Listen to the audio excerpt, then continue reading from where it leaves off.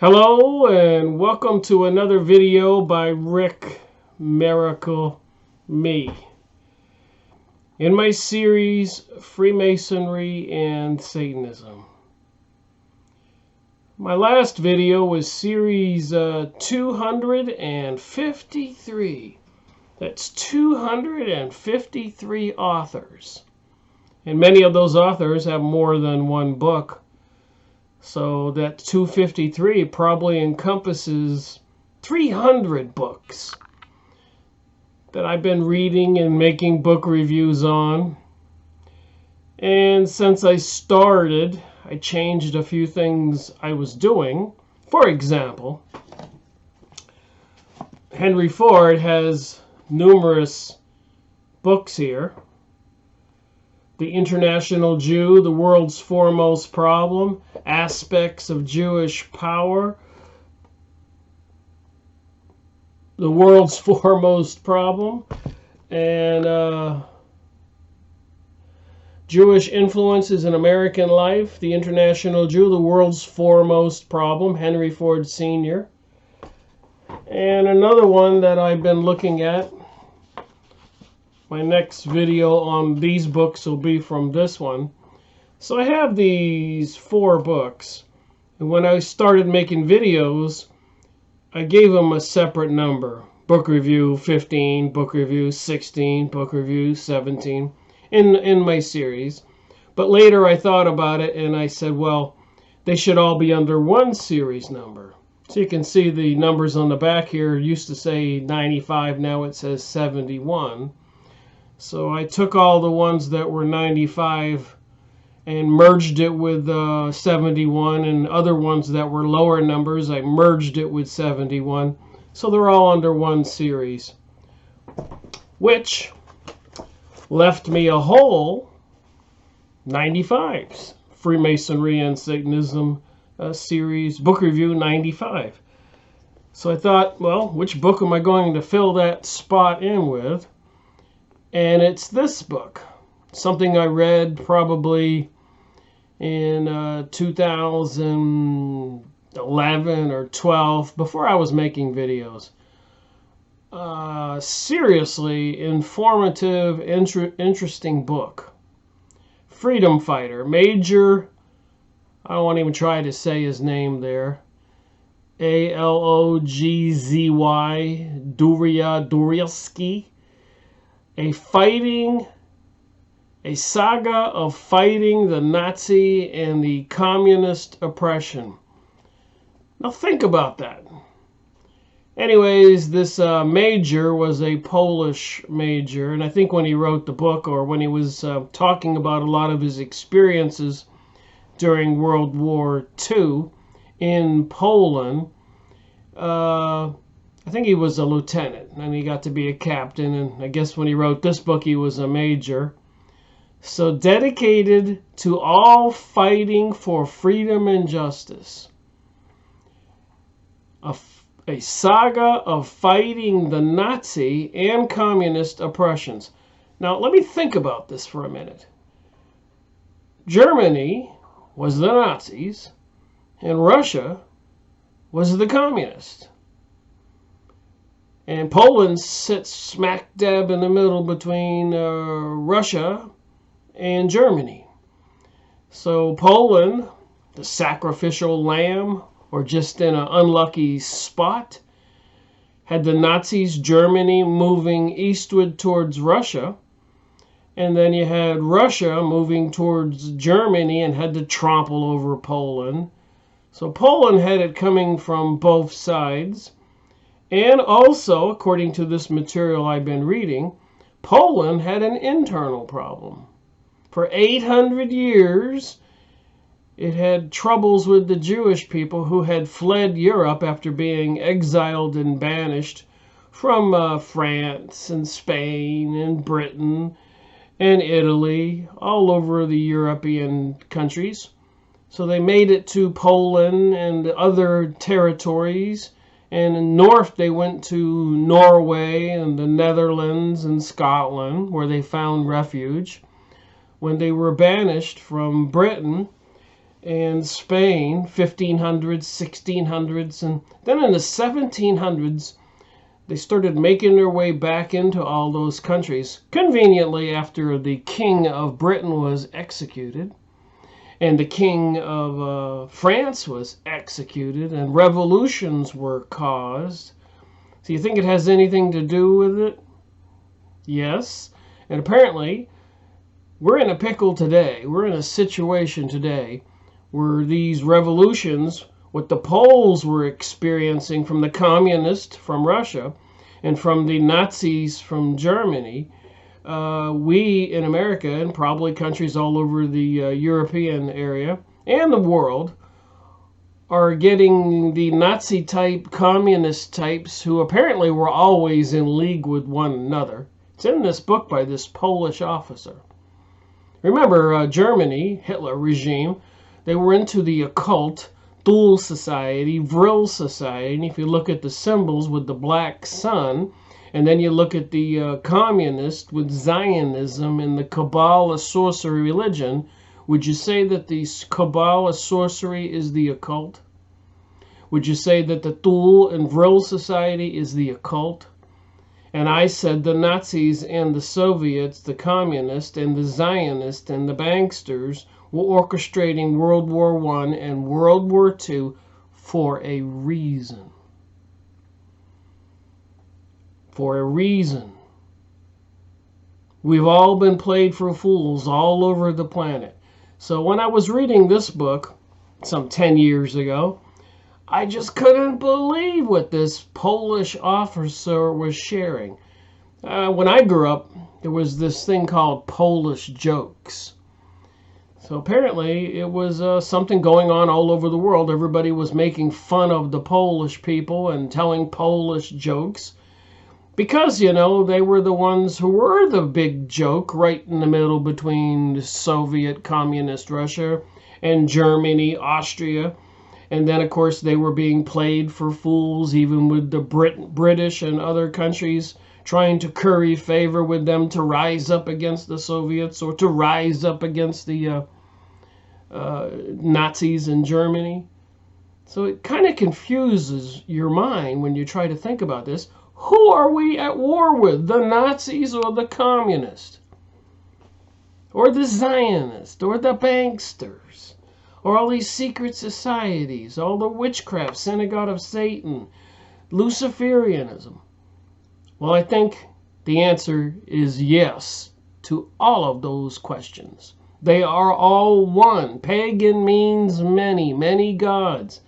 And so they confuse us with Vril Society, Thule Society, Kabbalah, alchemy, Talmud, and all these other Freemasons, Rosicrucian, Knights of Malta, Knights of Columbus, Club of Rome, Bohemian Grove, Bilderberger groups.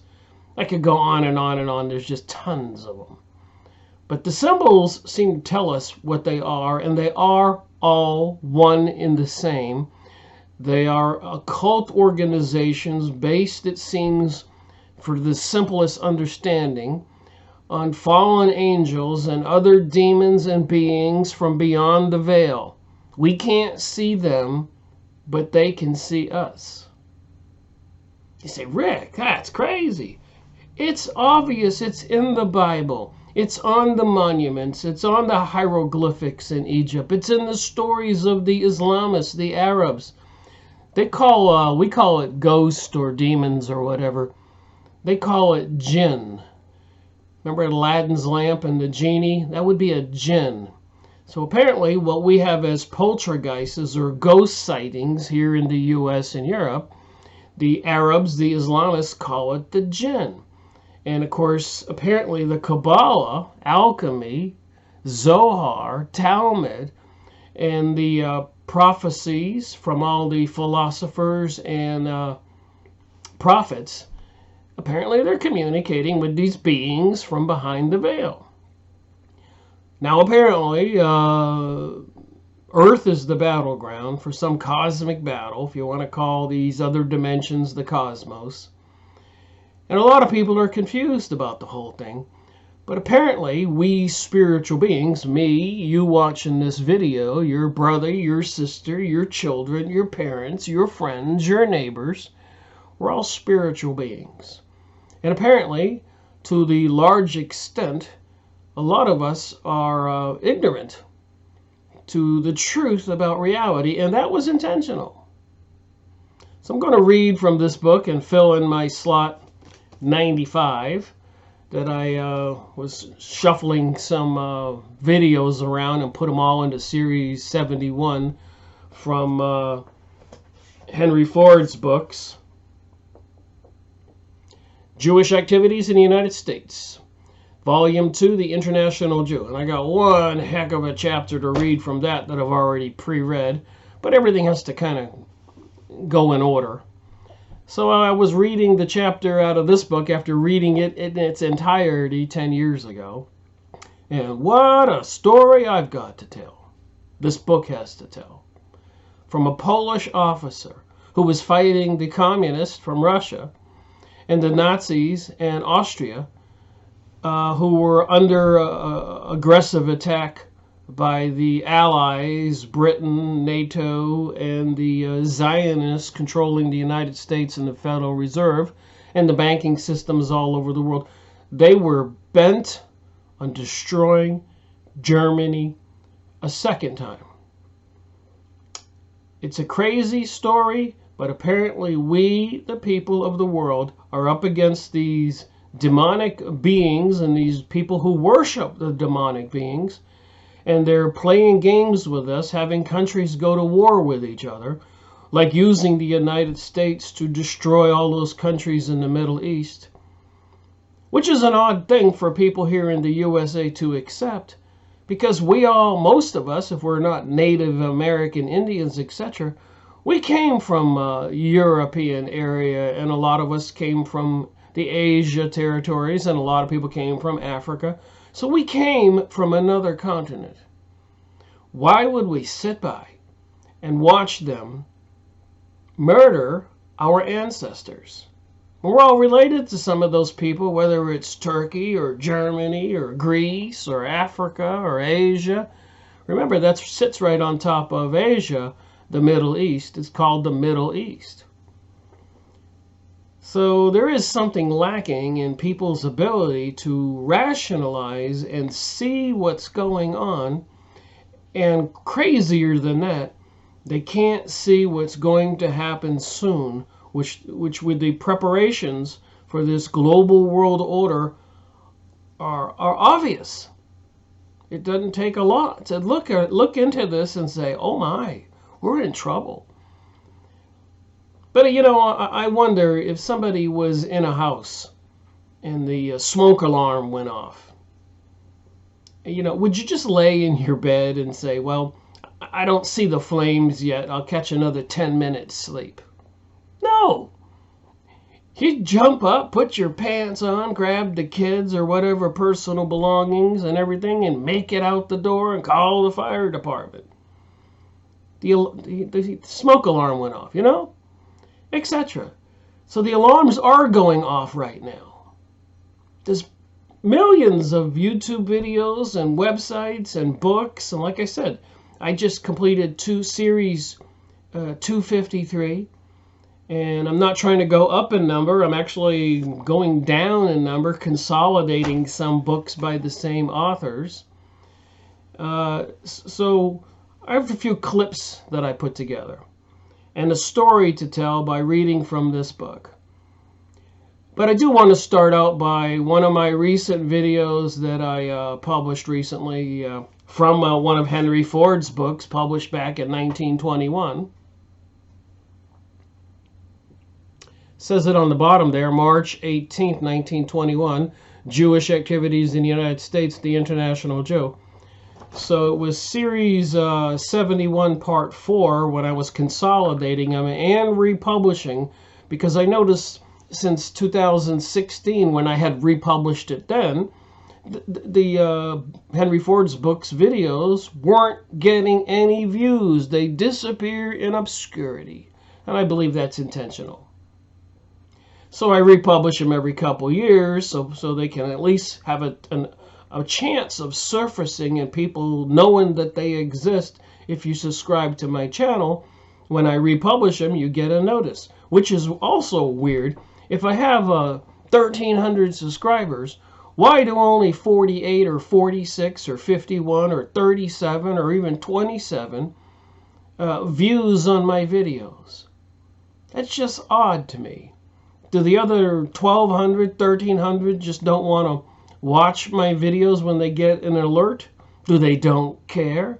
Or is the computer, like those computers you can talk to,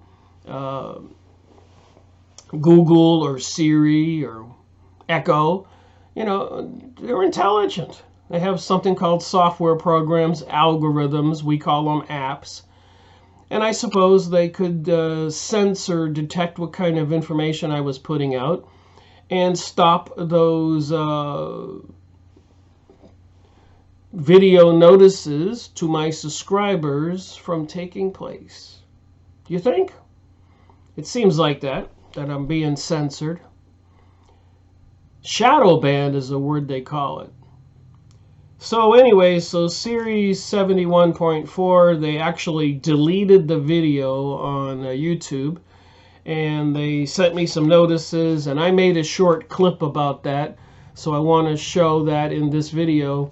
So this is another book claiming that the Zionist Jewish people, communist, banksters, elitist, are the same culprits. They're behind the communist, Russia. They were behind the Nazis, the occult, Thule Society, Vril Society. Everybody knows the hierarchy of the Germans were into the occult. They were paid for by the British elite. Gave a blank check from Britain between World War I and World War II. I made videos on that. And the United States had given Russia a blank check. So the elites in Britain and France and Italy and all those countries in Spain and America, half of them were financing Hitler's regime, and the other half were financing the communist in Russia's regime, wanting to put everything together, build them up militarily to bring about World War II. It was planned. World War I was planned. 9/11 was planned. And World War III is planned. And I've got some videos to show that. Some of those OMG moments. So here, watch this little clip I made about the YouTube notice. And it concerns me. I think they're getting more aggressive. And remember, the video that I had played, 71.4, had been up since 2014. 5 years, 15, 16, 17, 18, 19. So only when I was republishing it did they actually take it down. Like the other video they took down, World Revolution by Nestor Webster, which talks about the same culprits that are in this book, that are in these books. So YouTube is censoring that kind of information.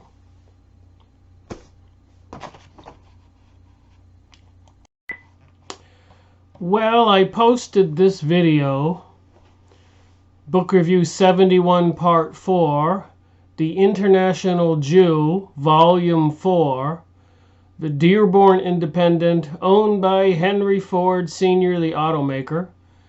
And if you look at the bottom here, it says, "We removed this video because it violates our community guidelines. You'll be able to view this video for 7 days from when it was removed. This period allows you to review the content and decide whether you wish to submit an appeal."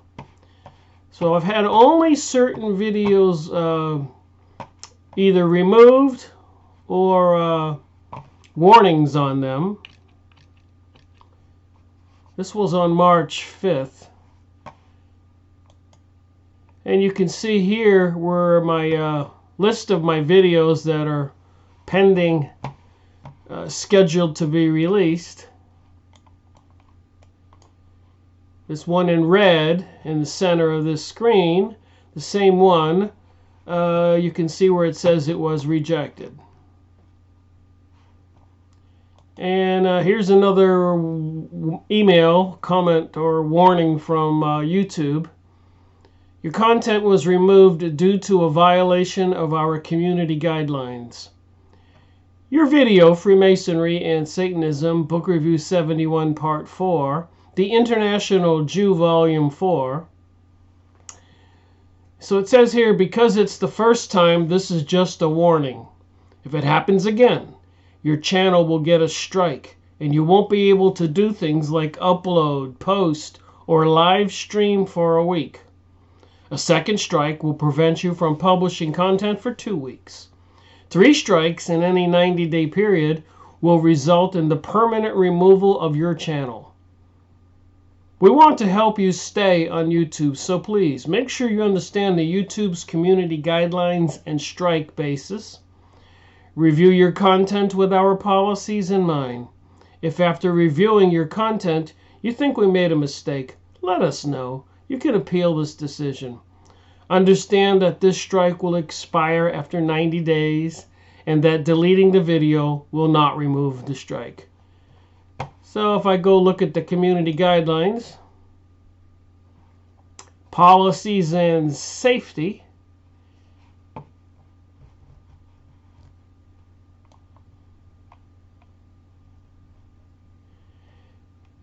harmful or dangerous content. Don't post videos that encourages others to do things that might cause them to get badly hurt, especially children. YouTube is not for pornographic or sexually explicit content. Hateful content. Our products are platforms of free expression, but we don't support content that promotes or condones violence against individuals or groups based on race or ethnic origin, religion, disability, gender, age, nationality, veteran status, or sexual orientation. I don't think I've ever put any promoting any hate with my videos. I'm telling the truth what's going on.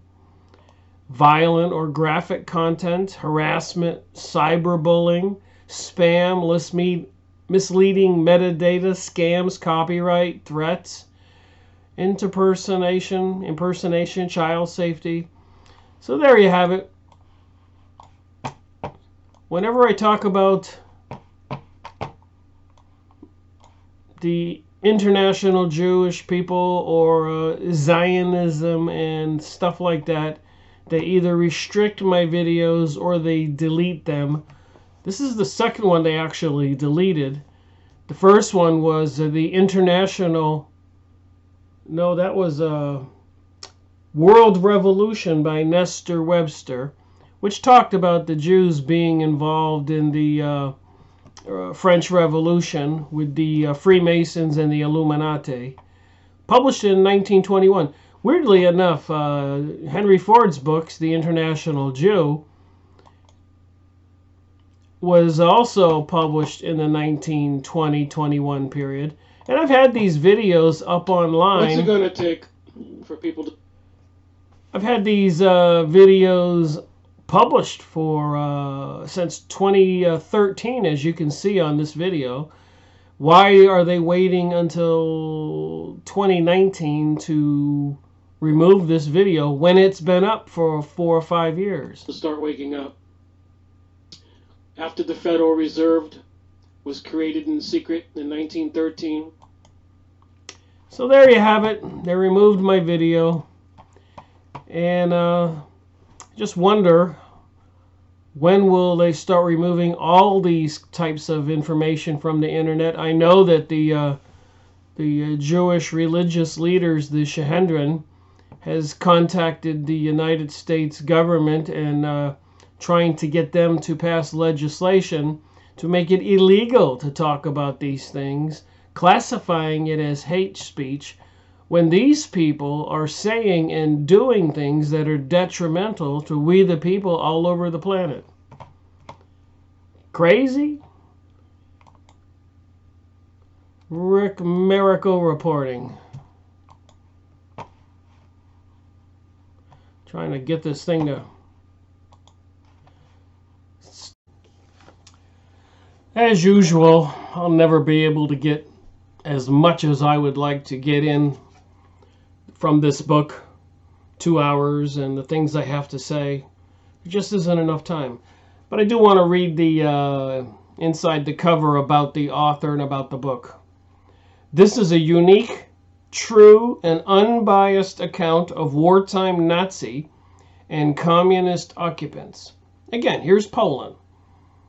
Communist Russia on its eastern border. On its western border, Germany, who was under attack for the second time by the British and the Zionist and other elites using World War I and World War II for sinister purposes. And we're going to get to that. Of particular value is the author's narrative of life in Jewish ghettos in Nazi-occupied Poland, and of the sinister role Zionism played in the ghettos during the Nazi and communist occupations in Eastern Europe. This book should be read by all concerned with the preventing the looming Third World War. So this author wrote this book to try to save the rest of us from World War III, a Polish man. This book was published in 1983. And the back of the cover, the author was born in 1914 in Silesia. He became a regular Polish army officer in 1936 and served with the 22nd Infantry Regiment, fought as company commander in the 1939 September campaign, escaped from German and Russian prisons, and joined the resistance to become a prominent leader and partisan commander. He was sentenced to death by the Communist Party and the Communist Zionist Lubin Committee. He left the Socialist Poland for the Free West in 1945. Sentenced to death by the communists. So I've been watching some other videos, and it seems like we, the people, are under a huge threat, possibly even being sentenced to death by the same communist and secret societies that Poland experienced back then. World War I, and in between World War I, those 20 years, and after World War II, and during World War II, Poland was in the wrong place. So anyways, apparently, there's something called Noahide laws that were secretly passed here in the United States in 1991. So almost 30 years ago, 28 years ago, President George Bush Sr. signed these Noahide laws as laws of the land in the USA, with a bunch of rabbis standing all around him.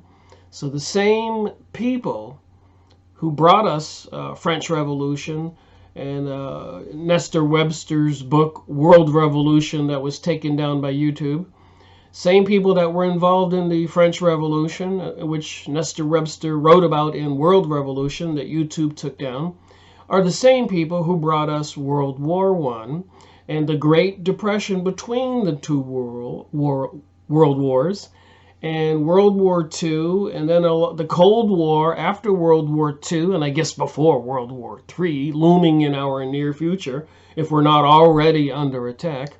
And of course the 9/11 event and the destruction of all those countries in the Middle East, and all the many hundreds and hundreds of book reviews I've done that kind of put the pieces of this puzzle together. So anyways, watching some videos, apparently there's something about these Noahide laws that I think that we better wake up and learn about, because it may be that we'll be sentenced to be executed if we violate it. And apparently one of the violations is punishable by beheading, is believing in a false Messiah, Savior. In this case, they're saying Jesus was not the true Savior, not the true Messiah. So they're saying that we Christians are worshiping a false spiritual Savior. And the Noahide laws that I guess that they want to put into effect, the laws that are already the law of the land that President George Bush Sr. signed into law. Recently in the news, the Israelis and Jewish people and Zionist people have been trying to coerce the U.S. Congress, legislator, and the president into start enforcing the Noahide laws.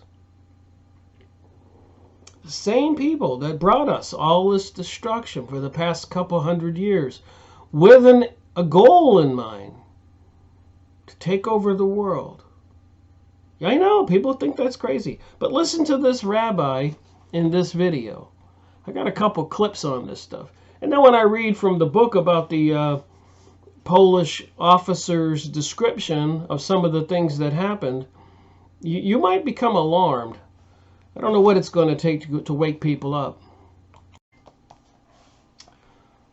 So just a brief explanation when I read from this book. Remember, Poland had adversaries for 800 years. It was an internal problem, and it's mentioned in this book. It was the Jewish people who had fled Europe. 800 years. For a time they got along, but then eventually the Jews wound up owning almost everything and treated the Poles really bad. But then again, with World War I and World War II, after World War I, when the Bolshevik Jews invaded Russia, proceeded to slaughter up to 100 million Christians and other good people, non-Jews, for some kind of revenge for hundreds of years of police action against them, something called pogroms. They weren't allowed to do certain types of businesses or own property because they were causing lots of problems in Russia for 200 plus years. So a lot of the Jews who fled Russia moved into Poland. And then when they were fleeing Russia and Poland before World War I, they were taking safe refuge in Germany and finding themselves in a wonderful place, a Garden of Eden. They were thriving. That's where the Rothschilds started his first bank in Germany. So the Poles had the Nazis, which were secret societies into the occult, sorcery, witchcraft, Thule Society, Vril Society, during World War II, all paid for by the British blank check, while the Americans were arming up and giving Russia a blank check. So the hidden hand, the secret society, synagogue of Satan, whatever you want to call it, from the Kabbalah, Zionists, and many Jewish people, not all Jewish people, and many other people who weren't religious at all, were just after personal gain and were, criminal types. You don't have to be Jewish to be a criminal type. Anyways, I don't want this video to get taken down by YouTube, so I'll just read from the book. And I'm just trying to show in my videos that we are under attack. And this unbiased Polish officer wrote this book. And he wasn't siding with the Germans or the Soviets. Poland was a sitting duck on either side. So he says here, from the many stories told by Jewish, Polish, and German fighters in the ghetto, I pieced together a comprehensive picture of ghetto rebellion. So Soviet Russia, who for the past 20 years was killing up to 100 million Christians and other people in Russia for revenge, the communists, and infiltrated a lot of societies and institutions in the United States and Europe. They were busy. The communists are the Zionists, and they are of the synagogue of Satan, and they are part of the occult, fallen angels and demons. They've been busy. That's the short version. So here's Poland. In December 1942, Warsaw Jews decided to resist repatriation by forming the Jewish Fighting Organization, the ZOB. So in Poland, the Jews had formed their own military unit, and they were resisting being relocated from Poland. So Germany didn't want them, and Germany tried to get the Jews sent to Europe and America. They didn't want them. Russia didn't want them. So after World War II, they had to invade Russia and take over Russia. So during World War II and in between, who was controlling Russia? It was the Zionist Jews, and they had plans for expansion. The following month, when the Nazis had executed 30 Jews at a Jewish cemetery, Anowich ordered a rebellion. So the Jewish people in Poland wanted to rebel because they didn't want to be relocated. Preventing the Jews from reporting for repatriation at the assembly point near the Stockeye railway station. Their first successful attempt was on 17 April of the first mass assembly of the Jews ordered by the Nazis. Remember, Russia was controlled by the Zionist Jewish people. And so in Poland, the Jews were actually working with the communist Russians against Germany. And they had formed a military unit here. So when the Germans and the Jewish police arrived to load the Jews, there was nobody there. But they saw doors and windows barricaded and reported that the Jews had rebelled. Remember, this is a world war. And Germany was under attack by Russia on its eastern front, and America, Britain, and NATO on its western front. The following day, German Sommer von Frankenegg used his German forces and Ukrainian and Latvian police, Larvin, whatever country that is, and the Polish Blue Police to seal off the ghetto.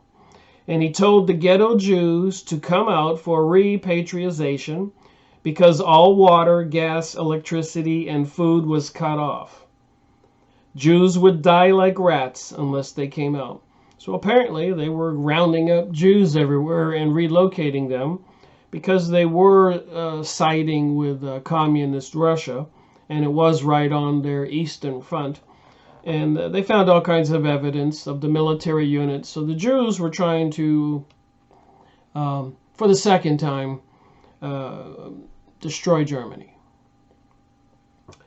But Berlin appointed SS General Jürgen Stroop to adopt more stern measures because leaflets had appeared throughout Warsaw calling on Poles to rise up against the fascist hyena. So when I'm reading this, I use my brain. So they're accusing the Germans of being the fascist hyena. Well, that would be on Poland's western front, western side of their country, the fascist hyena. But on the Polish people, not the Jewish people in Poland, but the Polish people in Poland really didn't want the communists coming in, and they were largely controlled by the Zionist Jewish people into the Kabbalah, sorcery, the occult, secret societies. So it was a darned if you do and darned if you don't thing. The communist on your right and the fascist hyena on your left. And the people in Germany, and this is a warning to the rest of us, you know, they were put in this position to cooperate because of the many years of the Great Depression and the suppression and the destruction of Germany after World War I. And after World War I, during the Versailles trials, where they were having war criminal trials for the Germans, because Germany lost the war, it came out during the trials that the Jewish Zionists had made an agreement with the Lord Balfour of Britain that if the Jews got all of the Jewish bankster leaders got all of the Jews in Germany to turn against Germany during World War I, they could turn the tide of the war and Britain would win, on the caveat, on the agreement, that after the war, the Britons would give the Zionist Jewish folks, communist, the Palestinians land to create their state. And of course, it does involve the recent passage, 1991, of the Noahide laws, and I have more clips to show the situation we are in, which is anything but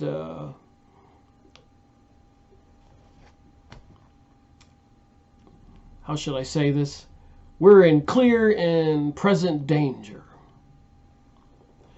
The Germans feared a general Polish rising, unaware that the ZOB, that would have been the Jewish Fighting Organization, provocation, and it was not a Polish affair. So it wasn't the Poles trying to cause trouble with the Germans, it was the Jewish Fighting Organization, the ZOB. And moving on down to my highlighted portions. And I encourage anybody to, if you want to read about the most awesome book you'll ever read, go find this book.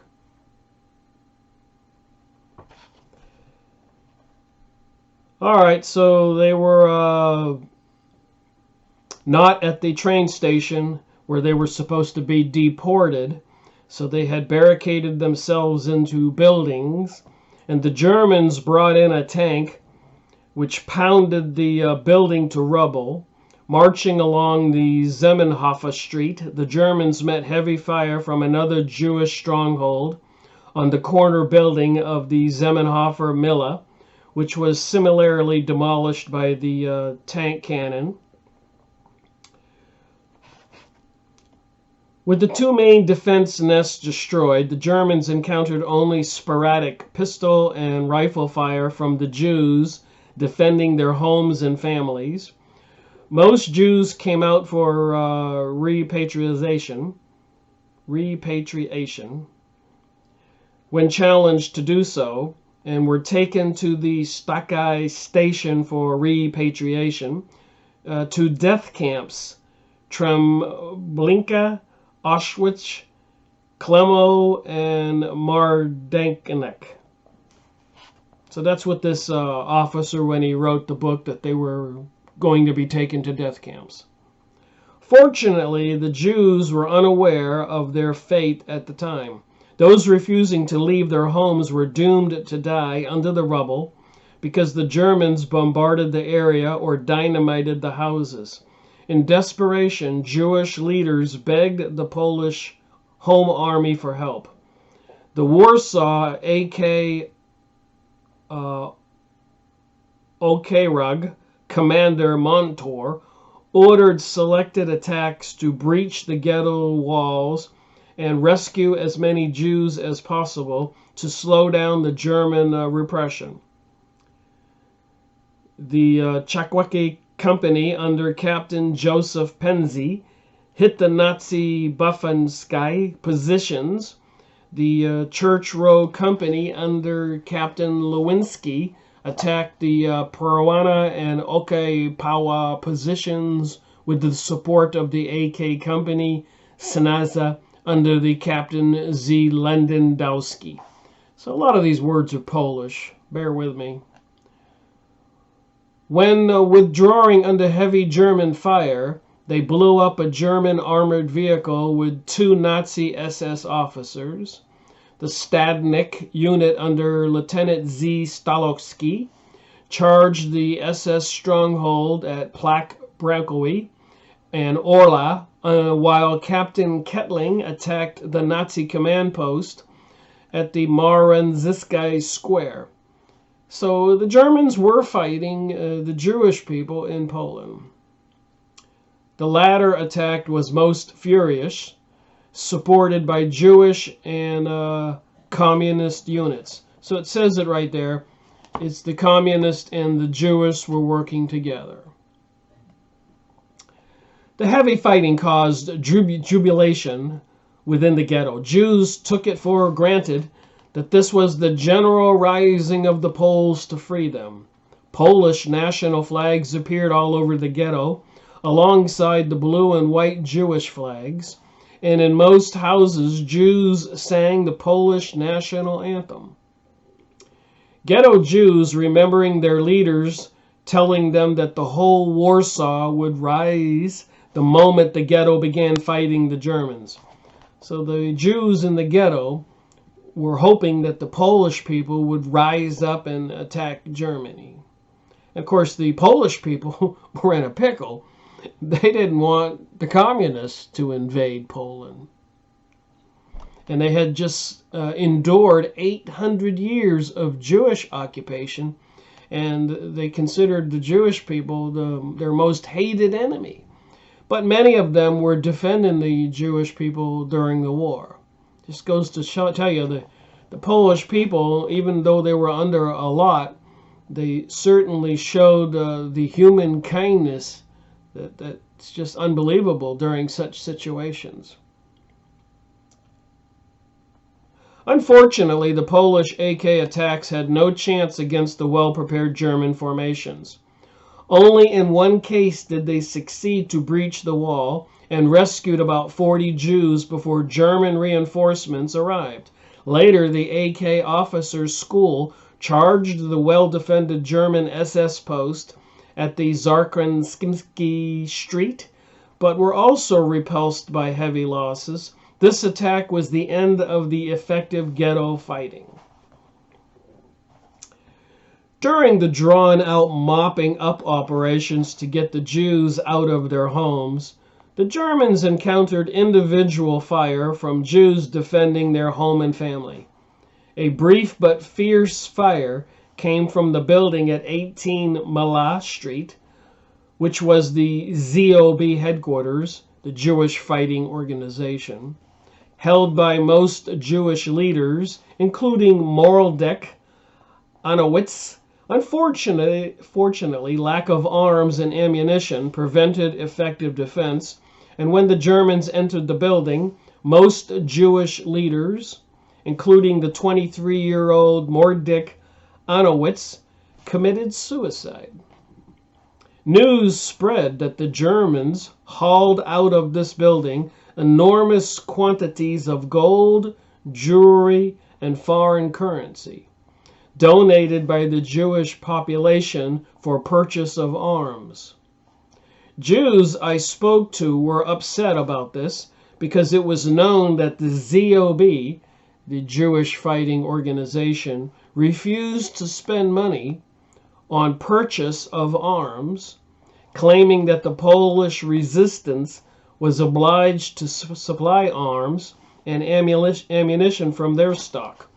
So they had all that wealth, but they wouldn't buy arms with it. What were they doing with it? I know that and it says it here in the book, they were focusing on getting the Palestinians land to create the state of Israel during World War II. And that's why they did World War I. Make no mistake, it's in these books I've been going over. And apparently it's something we're not supposed to talk about. Speaking about that, I'll take a break here for a second and play another clip about this Noahide laws and the situation we are in today. Now, the last rabbi that we're going to look at is probably the scariest one, Yisrael Ariel. He is the founder of the Temple Institute in Jerusalem.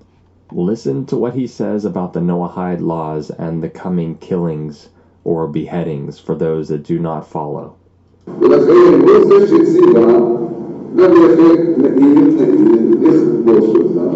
ונשלים את 7 מצוות פעולה. זה תפקידו של מלך המשיח למשל, שלא בא כמשיח, אלא הוא לקיים את המצוות הללו. לכבוש ביחד, שם שומעים של מצוות. לכבוש את איראן, את טורקיה, את יוון ואיראן, ישלים בכל המקומות האלה של מצוות ואיראן, אבל ישלים זה לא במשפטים, אלא במלחמה. במלחמה צריכה להיות לא גם בנעבור, להפך, אומר להם, אני קורא לכם לשלום, אז אם נראים את הדגל, מודים מעכשיו הם נוצרות, הם אסלאם, המסגרים, הצריכים של הנוצרים, הצדרים יורדים, מעכשיו בשביל של מצוותינו. זה תפקידו של מלך המשיח. להביא את העולם כולו למציאות של 7 מצוות. אז זה לא יהיה במשפטים, זה יהיה בביצוע. שזאת משמעות. לכן אומר אולי הדברים האלה לא כל כך נעימים לאוזן, אבל בשביל זה יש לנו... So as I've showed you, you have to understand this is a real and credible threat. So just a brief explanation when I read from this book. Remember, Poland had adversaries for 800 years. It was an internal problem, and it's mentioned in this book. It was the Jewish people who had fled Europe. 800 years. For a time they got along, but then eventually the Jews wound up owning almost everything and treated the Poles really bad. But then again, with World War I and World War II, after World War I, when the Bolshevik Jews invaded Russia, proceeded to slaughter up to 100 million Christians and other good people, non-Jews, for some kind of revenge for hundreds of years of police action against them, something called pogroms. They weren't allowed to do certain types of businesses or own property because they were causing lots of problems in Russia for 200 plus years. So a lot of the Jews who fled Russia moved into Poland. And then when they were fleeing Russia and Poland before World War I, they were taking safe refuge in Germany and finding themselves in a wonderful place, a Garden of Eden. They were thriving. That's where the Rothschilds started his first bank in Germany. So the Poles had the Nazis, which were secret societies into the occult, sorcery, witchcraft, Thule Society, Vril Society, during World War II, all paid for by the British blank check, while the Americans were arming up and giving Russia a blank check. So the hidden hand, the secret society, synagogue of Satan, whatever you want to call it, from the Kabbalah, Zionists, and many Jewish people, not all Jewish people, and many other people who weren't religious at all, were just after personal gain and were, you know, criminal types. You don't have to be Jewish to be a criminal type. Anyways, I don't want this video to get taken down by YouTube, so I'll just read from the book. And I'm just trying to show in my videos that we are under attack. And this unbiased Polish officer wrote this book. And he wasn't siding with the Germans or the Soviets. Poland was a sitting duck on either side. So he says here, from the many stories told by Jewish, Polish, and German fighters in the ghetto, I pieced together a comprehensive picture of ghetto rebellion.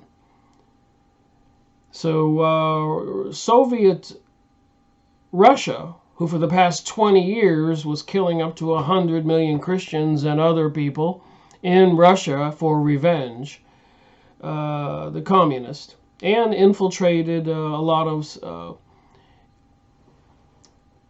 societies and institutions in the United States and Europe. They were busy. The communists are the Zionists, and they are of the synagogue of Satan, and they are part of the occult, fallen angels and demons. They've been busy. That's the short version. So here's Poland. In December 1942, Warsaw Jews decided to resist repatriation by forming the Jewish Fighting Organization, the ZOB. So in Poland, the Jews had formed their own military unit, and they were resisting being relocated from Poland. So Germany didn't want them, and Germany tried to get the Jews sent to Europe and America. They didn't want them. Russia didn't want them. So after World War II, they had to invade Russia and take over Russia.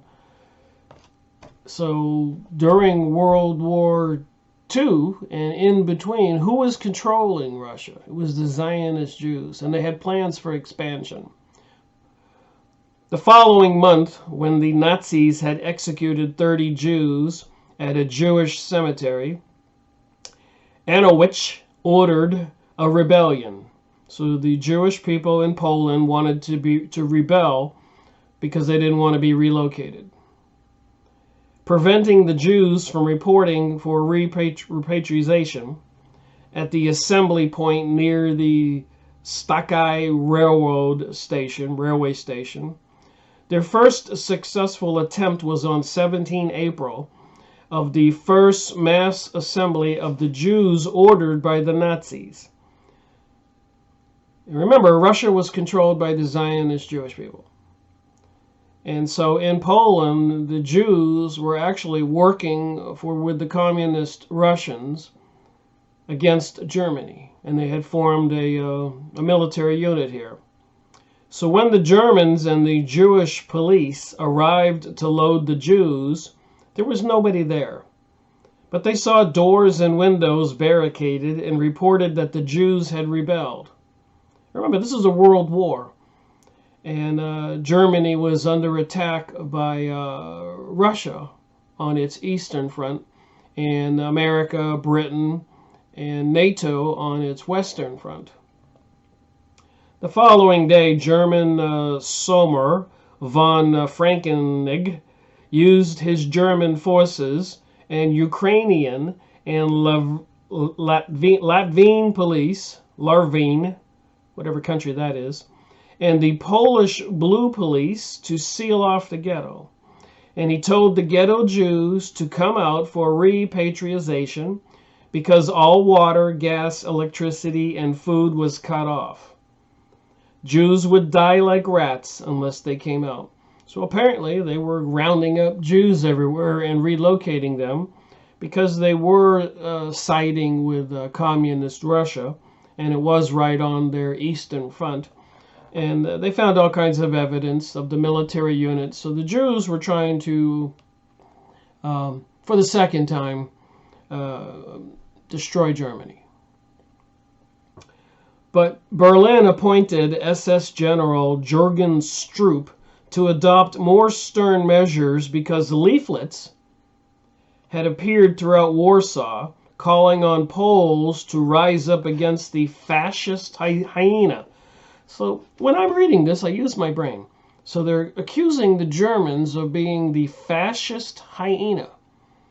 Well, that would be on Poland's western front, western side of their country, the fascist hyena. But on the Polish people, not the Jewish people in Poland, but the Polish people in Poland really didn't want the communists coming in, and they were largely controlled by the Zionist Jewish people into the Kabbalah, sorcery, the occult, secret societies. So it was a darned if you do and darned if you don't thing. The communist on your right and the fascist hyena on your left. And the people in Germany, and this is a warning to the rest of us, you know, they were put in this position to cooperate. because of the many years of the Great Depression and the suppression and the destruction of Germany after World War I. And after World War I, during the Versailles trials, where they were having war criminal trials for the Germans, because Germany lost the war, it came out during the trials that the Jewish Zionists had made an agreement with the Lord Balfour of Britain that if the Jews got all of the Jewish bankster leaders got all of the Jews in Germany to turn against Germany during World War I, they could turn the tide of the war and Britain would win, on the caveat, on the agreement, that after the war, the Britons would give the Zionist Jewish folks, communist, the Palestinians land to create their state. And of course, it does involve the recent passage, 1991, of the Noahide laws, and I have more clips to show the situation we are in, which is anything but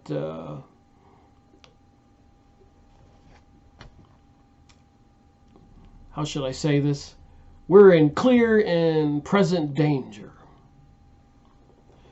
The Germans feared a general Polish rising, unaware that the ZOB, that would have been the Jewish Fighting Organization, provocation, and it was not a Polish affair.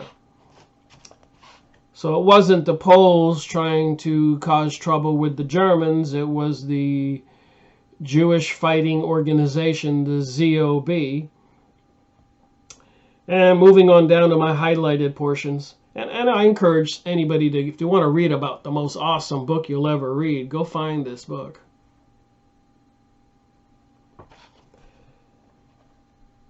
All right, so they were not at the train station where they were supposed to be deported.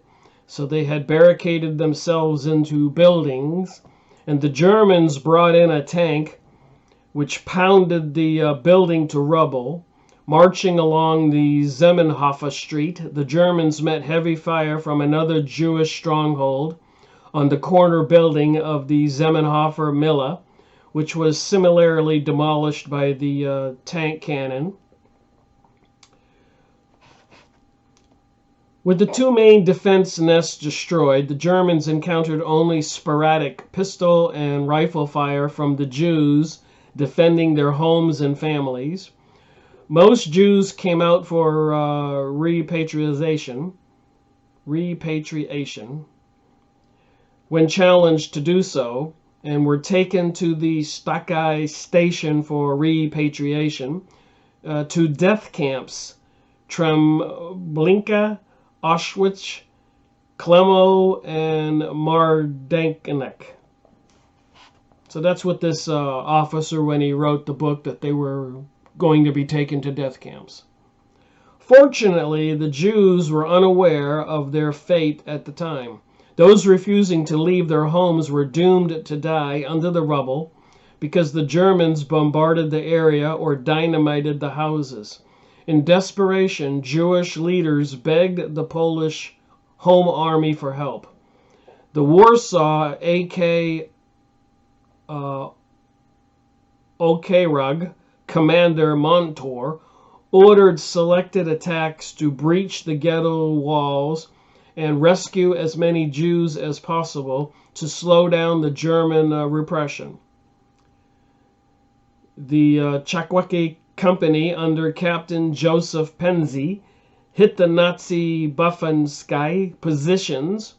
The Church Row Company under Captain Lewinsky attacked the Peruana and Okapawa positions with the support of the AK Company, Sanaza, under the Captain Z. Lewandowski.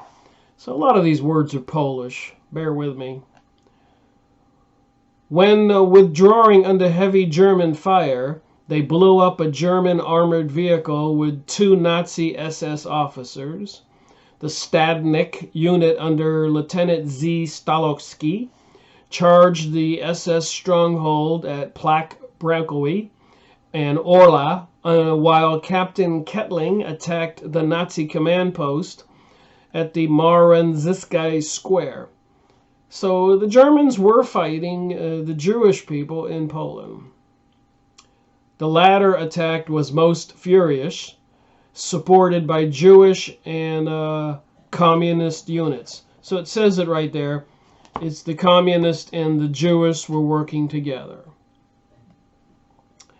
The heavy fighting caused jubilation within the ghetto. Jews took it for granted that this was the general rising of the Poles to free them.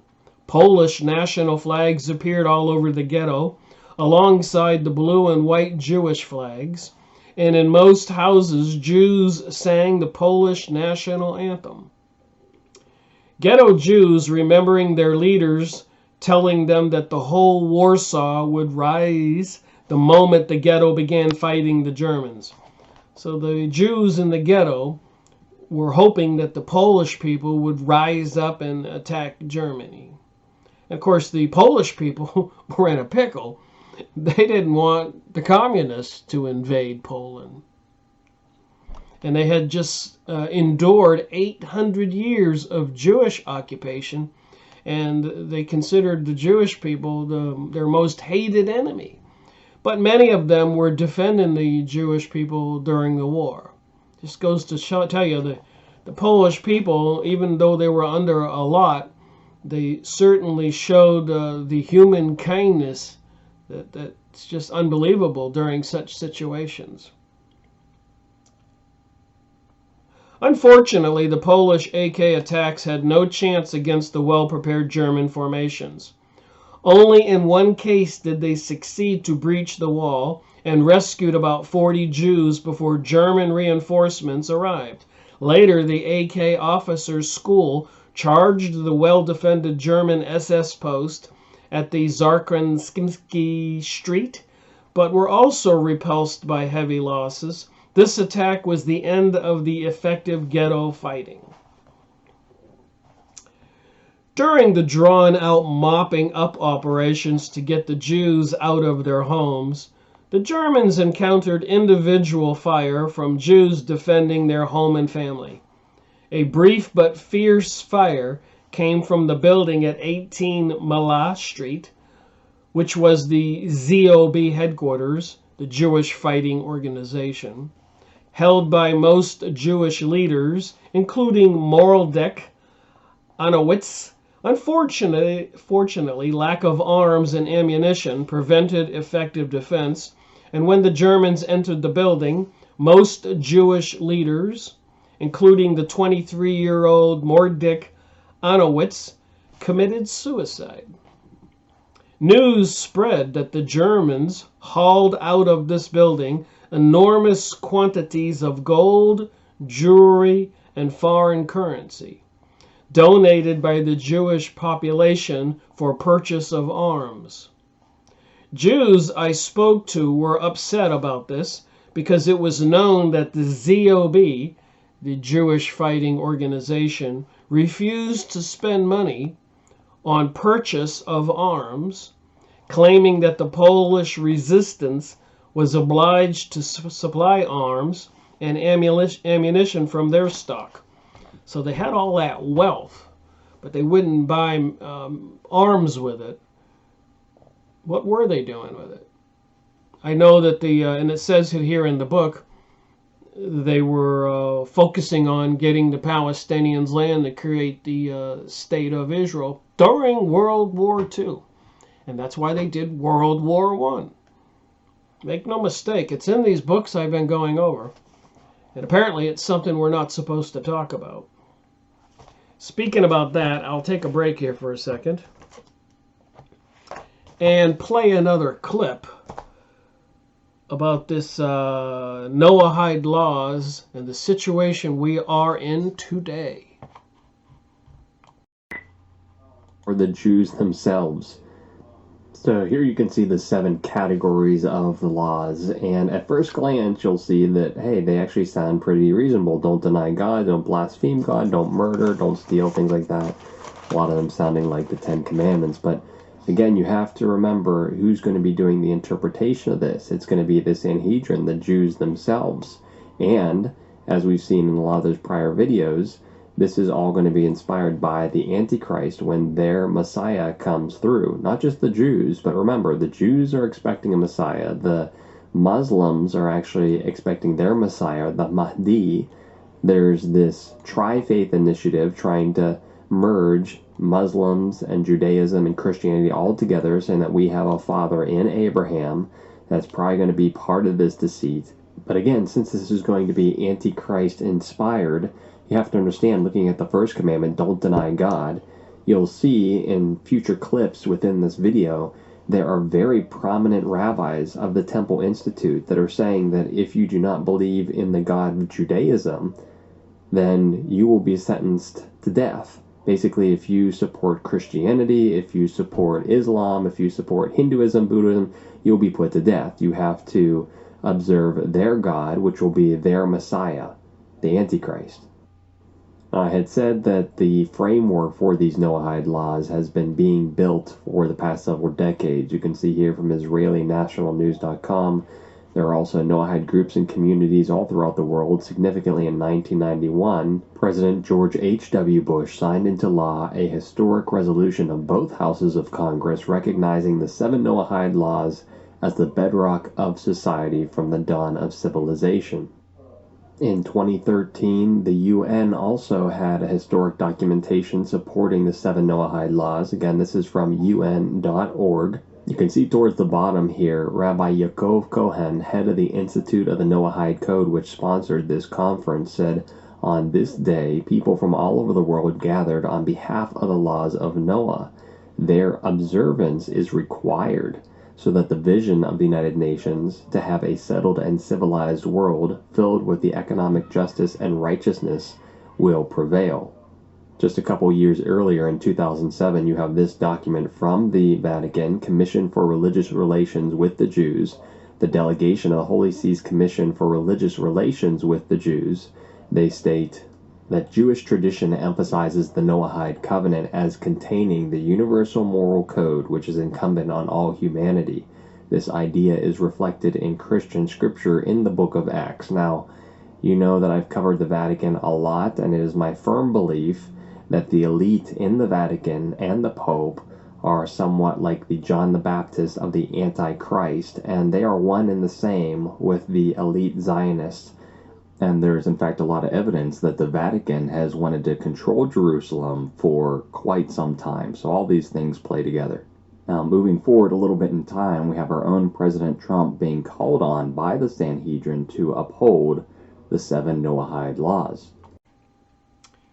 So as you know, while I'm reading these books, preparing to make a video, I'm paying attention to the press releases and watching other videos. And there was one here that I was watching with Christopher Green, and he says he knows what they're doing.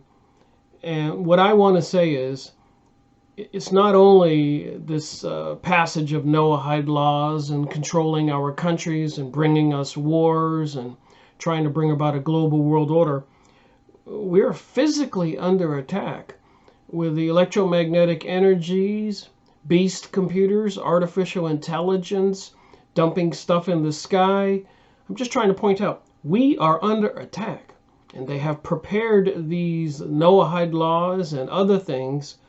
And I suppose this World War III or this really bad day is coming really quick. Anyways, listen to Christopher Green, then I'll get back to the book.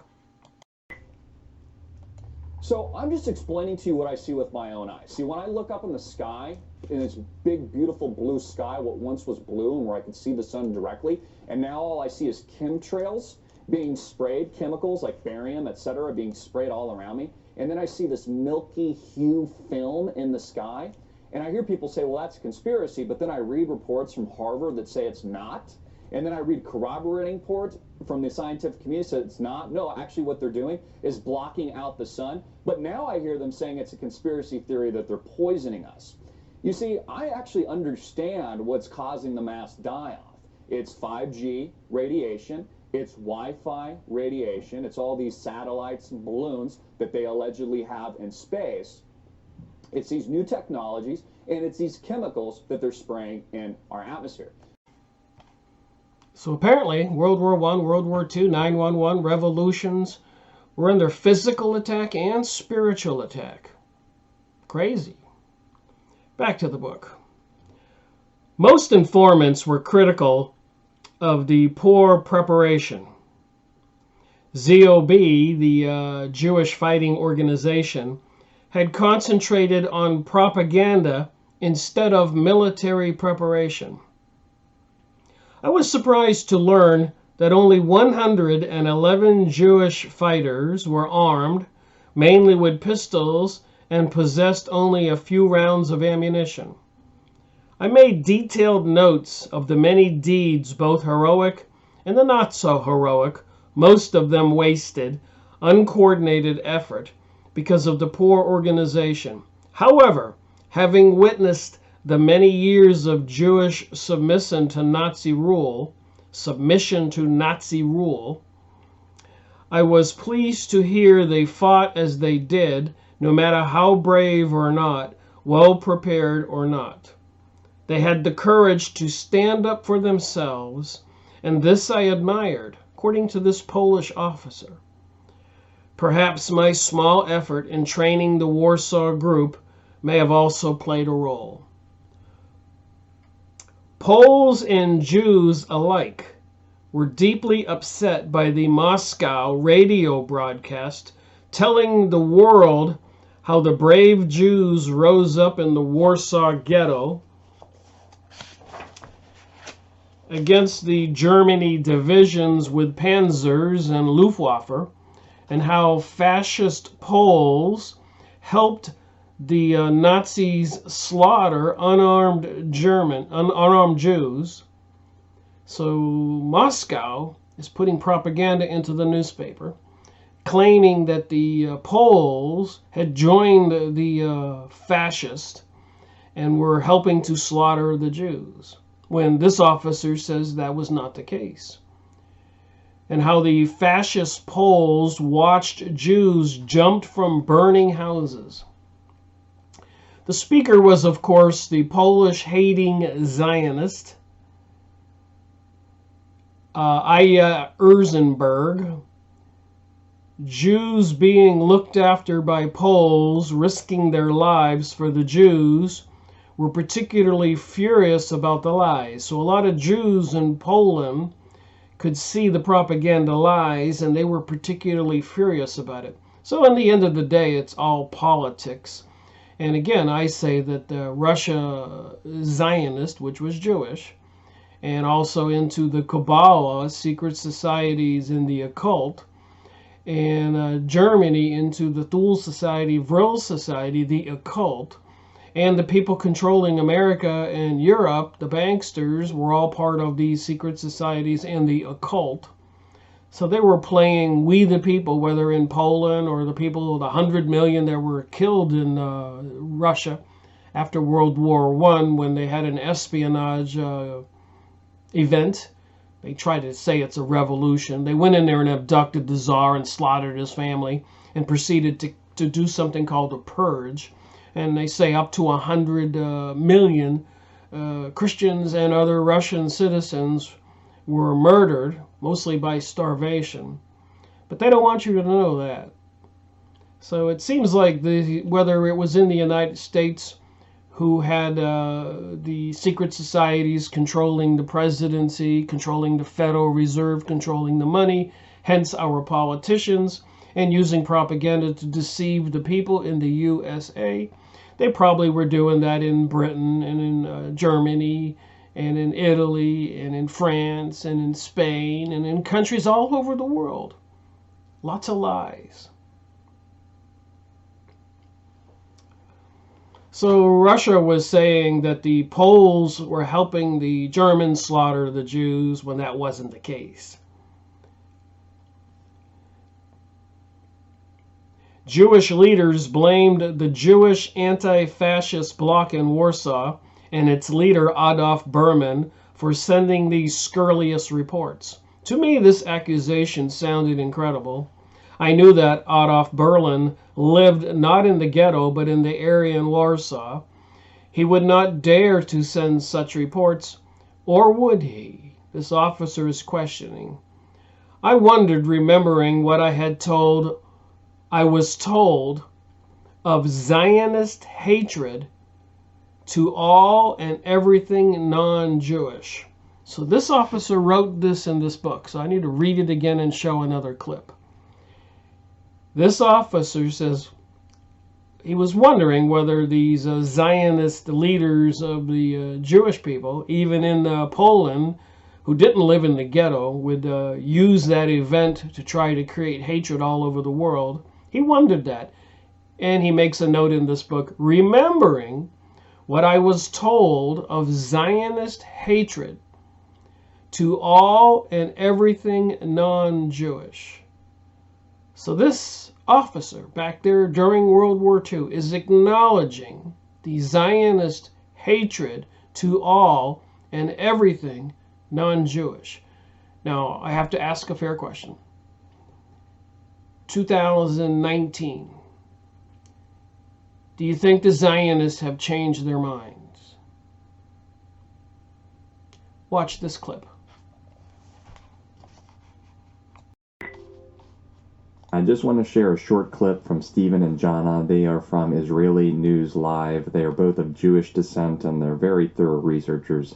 You can see here that they both are very vocal about the dangers of the Noahide laws and how this relates to the potential beheadings, or the prophetic beheadings, rather. And when we look in the book of Revelation, we see about the beheadings or the testimony that they held, exactly, etc. That's one of the verses that is on our mind, that there will be beheadings. And everybody thought before, oh, it's by Sharia law, it's Muslims are going to do it, remember? Yeah. It's all Muslims are doing this. But no, it seems like, you know, of course there is a radical part of Islamic faith, but it seems like Muslims have become the scapegoat for Zionists and for Orthodox Jews, because they are the ones who are actually preparing beheadings. It's the Jewish people.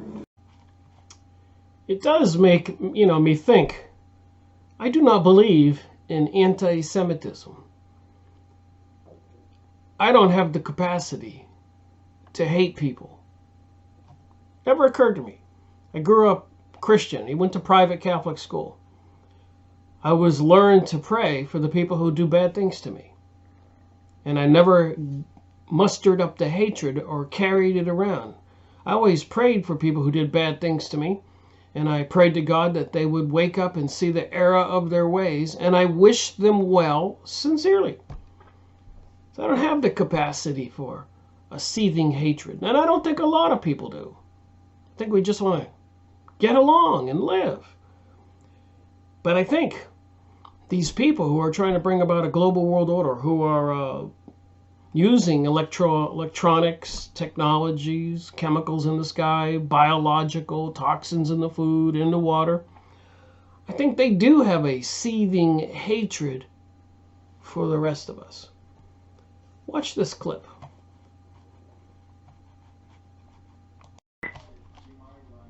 The Sanhedrin also called on the new president to acknowledge and uphold the 7 Noahide laws.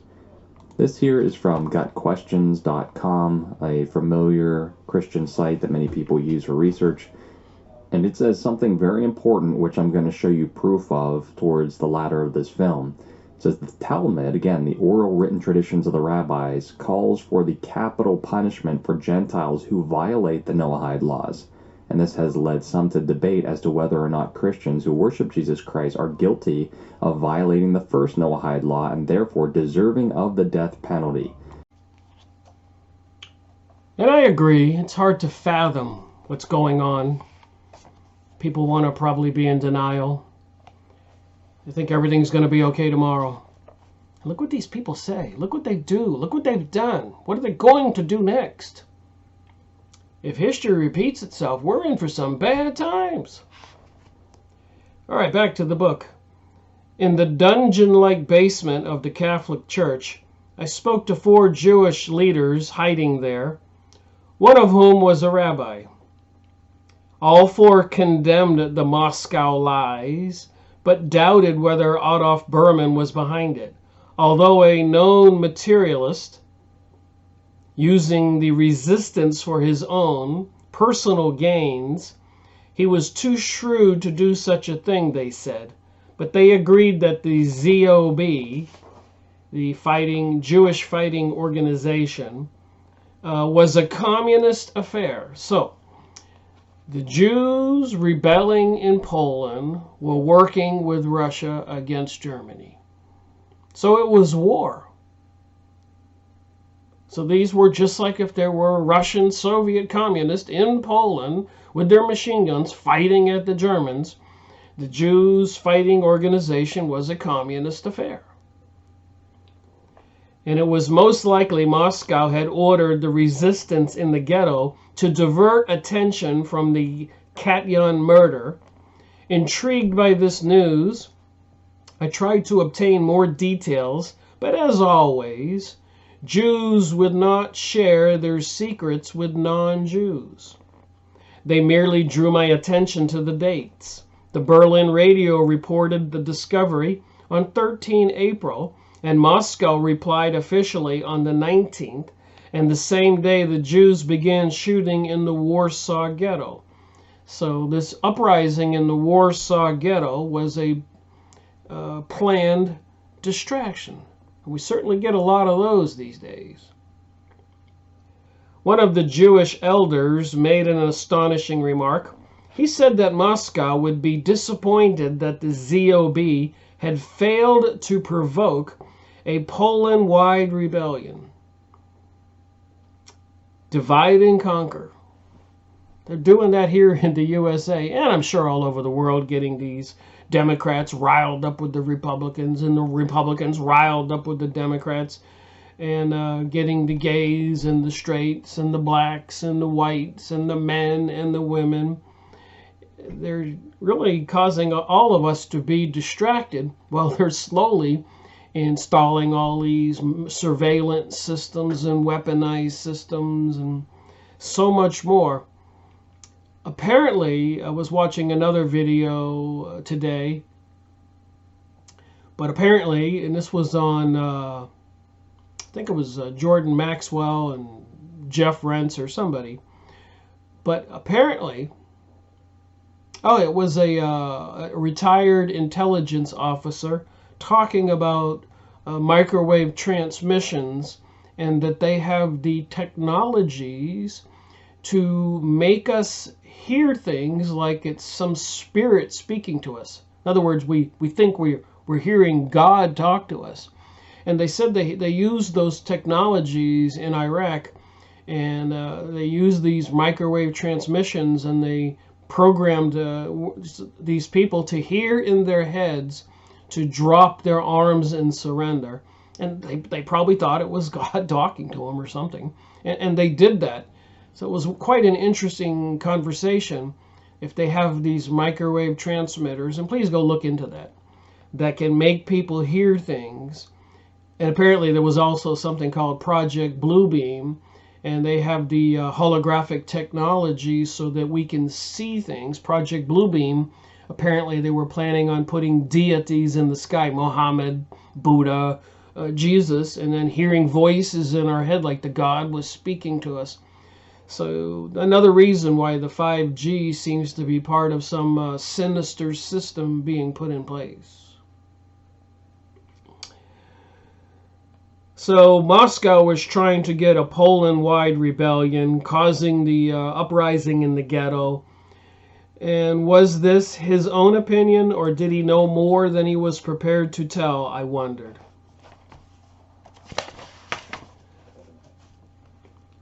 All right, summarizing all the information I had collected on May 1943, while the ghetto was still burning, it appeared that 362 Polish people lost their lives while helping their Jewish friends.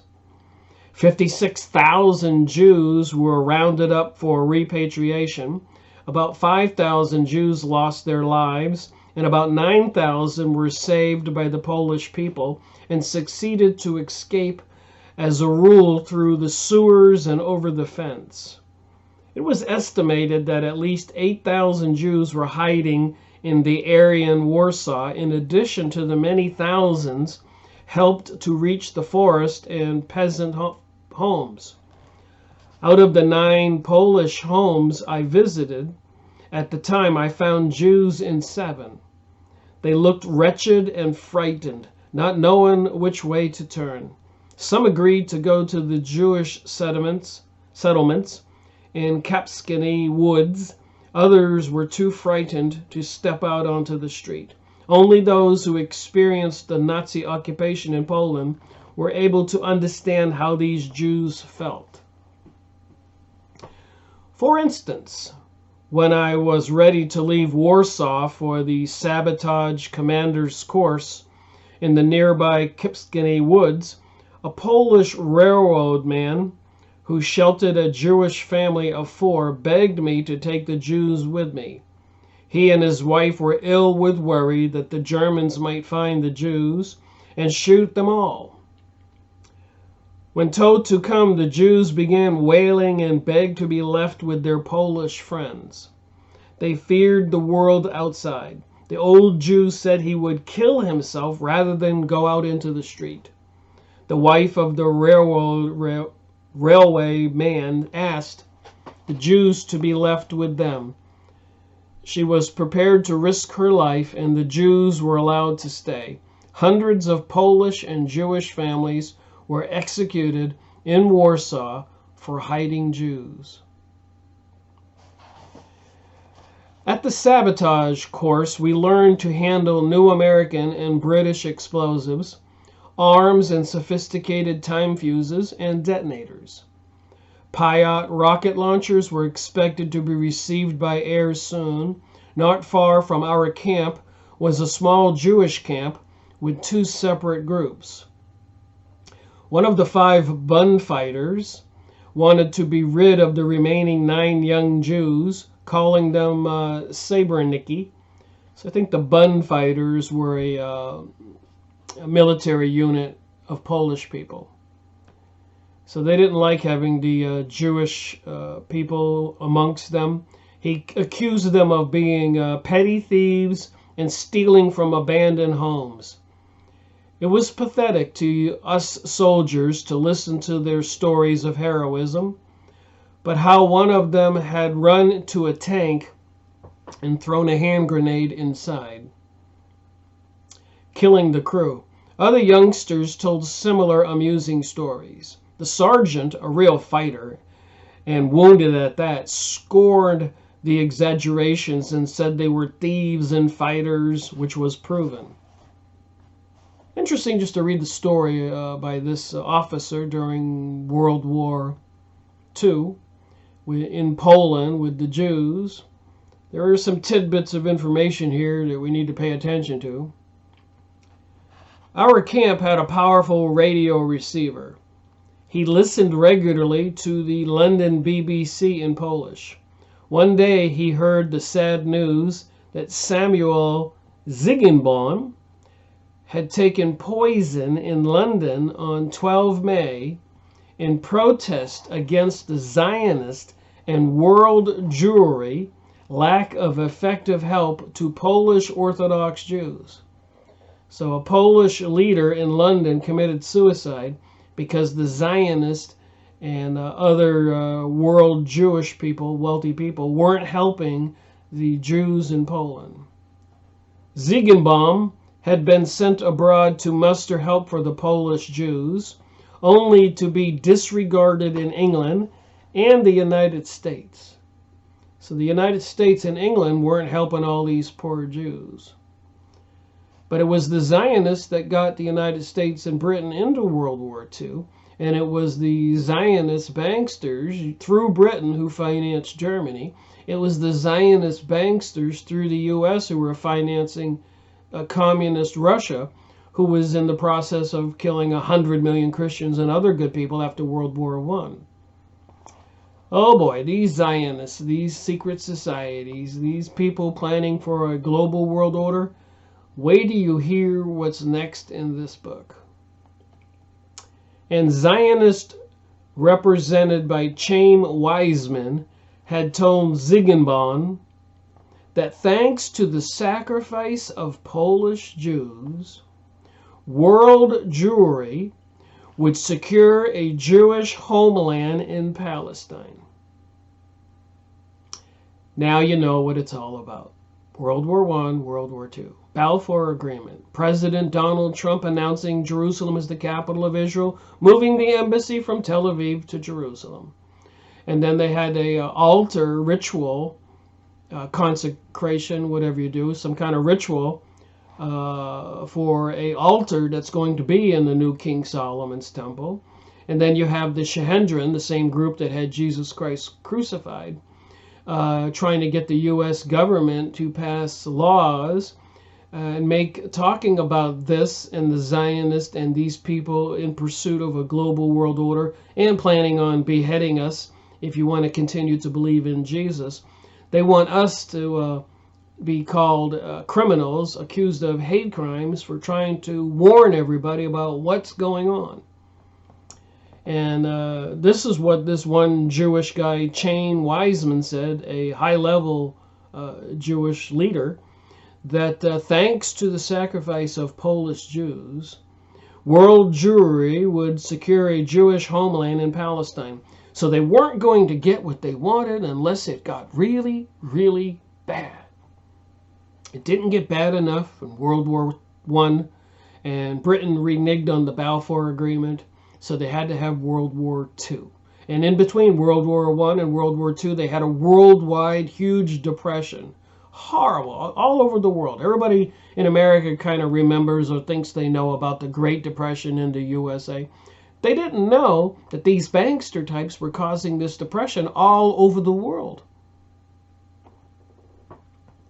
So anyways, this Ziegenblum, who committed suicide, allegedly told Weizmann that he would kill himself on Weizmann's doorstep in London in protest against Zionism, using Polish Jews for their own political purposes, in this book.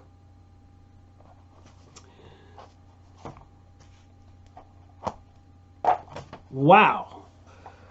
With that said, I think I'll try to find another clip to play. I won't tell you what it is. I'll surprise you on this one. Progression. He concludes by saying, "We're all really excited about this regarding the surge of Hebrew roots followers embracing some form of Jewish tradition. We are seeing a groundswell." Again, all these folks in the Hebrew roots movement are looking to Jews as the holy people of God who have all the answers. But remember, it was the Jews that crucified Christ and persecuted all his followers, trying to bring them back under the law. Again, false Jews, those that are the synagogue of Satan. Well, what are we to believe? Who's controlling the world? What do they have planned? Here's another clip. Jeff Rentz and Tex Mars. Who controls the world? It's between, the world war is between two forces, the United States and Israel versus the rest of the world. That's it. Of course, we have allies. We have Europe on our side, of course. But it really... But Europe is controlled by the same Jewish mechanism, the same Zionist Jewish bankster mechanism that runs our central bank, called the Federal Reserve, runs the EU, and it's all the same thing. So it's the U.S. and the EU being directed by the House of Rothschild, which has constructed the Zionist state of Israel as an independently owned and operated Zionist business. That's what it really is. You know, Jeff, that's so true. And look at it. Who is the chairman of the Federal Reserve, which really controls the banking for the entire world? The central bank for this world is the Federal Reserve. Who controls it? Well, the person in charge of it, the chairperson, is none other than Janis Yellen, a Jew. Yeah. Who is the second? Who's the vice chairman? The one who runs the daily operations of it. His name is Stanley Fisher. What job did he have before? He's been around. Well, he was chairman of the Israel Bank, the Bank of Israel. Right. It's incredible. He's been around. They brought him right over here, an Israeli citizen with dual citizenship, plugged him right in. How can he be in charge of America's Federal Reserve Board? How can he be the vice chairman, this Fisher character, when he's an Israeli citizen who my goodness gracious, was head of the Bank of Israel. Well, the last little bit in this chapter is some very explosive information.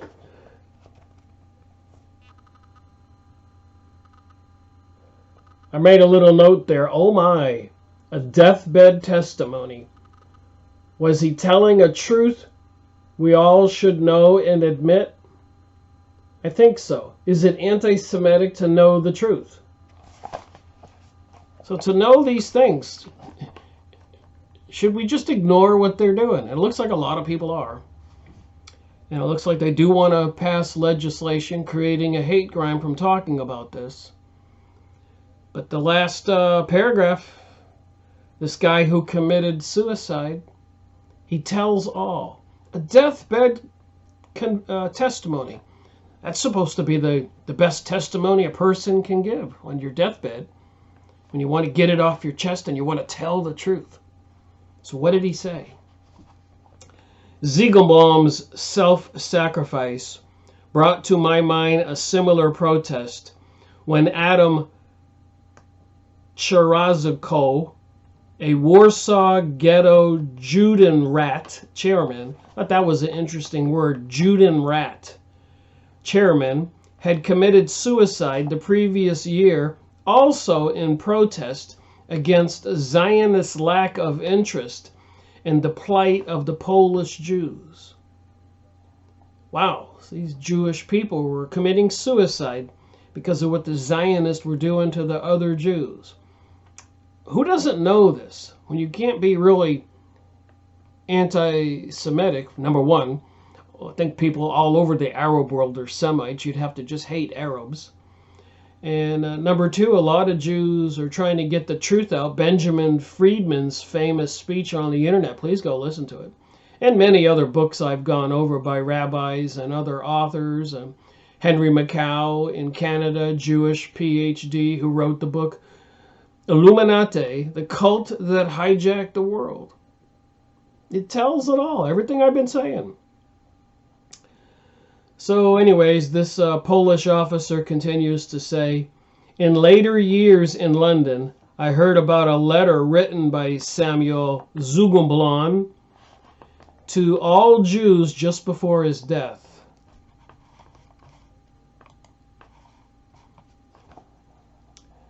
To all Jews just before his death.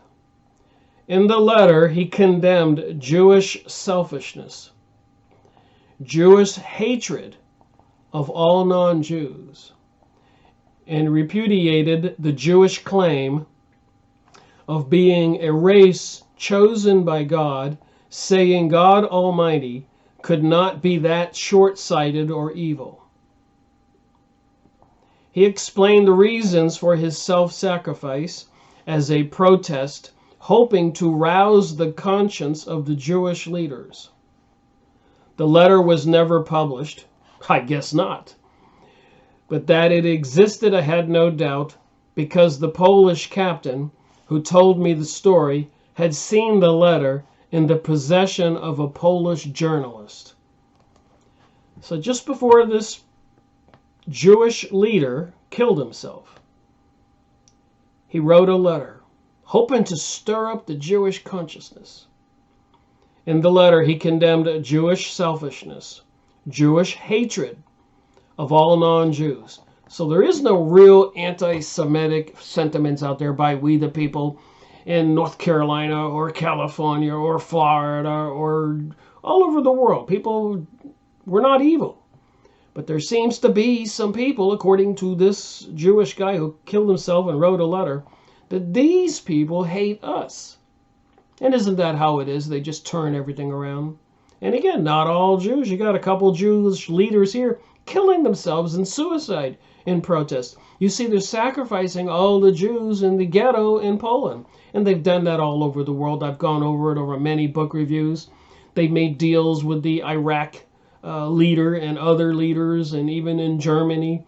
They wanted to create those harsh times so that the Jews would leave, even in Argentina, even in the United States. They had to bring us anti-Semitism. so that they could get a population over there in the state of Israel today, which has nuclear weapons and seems to be a clear and present danger to the whole world. And they control our banks and our leaders, and they're installing all these advanced technologies to control us and to kill us and to depopulate the planet. Right up there with the acknowledged videos I've been watching with an Antichrist Messiah expected. The Antichrist, demon, devil. This is all in prophecy in the Bible. So what they say it is what it is. And these particular Jewish people, so it's not all Jewish people, it's just these evil people who, psychopaths, schizophrenic, totally whacked out nutcases, Jewish hatred to all non-Jews, and repudiated the Jewish claim that of being a race chosen by God, saying God Almighty could not be that short-sighted or evil. And I've thought about that. There's just no way that the creator of heaven and earth and the trees and the deer and the bugs and the bees and everything would do all this evil for these people intentionally. It just wouldn't happen. It would be some crazy reality I was born into if that was the case. He explained the reasons for his self-sacrifice as a protest, hoping to rouse the conscience of Jewish leaders. The letter was never published, and that it existed I had no doubt, because of the Polish captain who told me in the story he had seen the letter in the possession of a Polish journalist. And after reading that, I made my note here. Oh my, a deathbed testimony. Was he telling a truth we should all know and admit? I think so. Is it anti-Semitic to know this? What these people wrote in their deathbed letters when they committed suicide. So I didn't start at the beginning of this chapter because I wanted to get that information in there.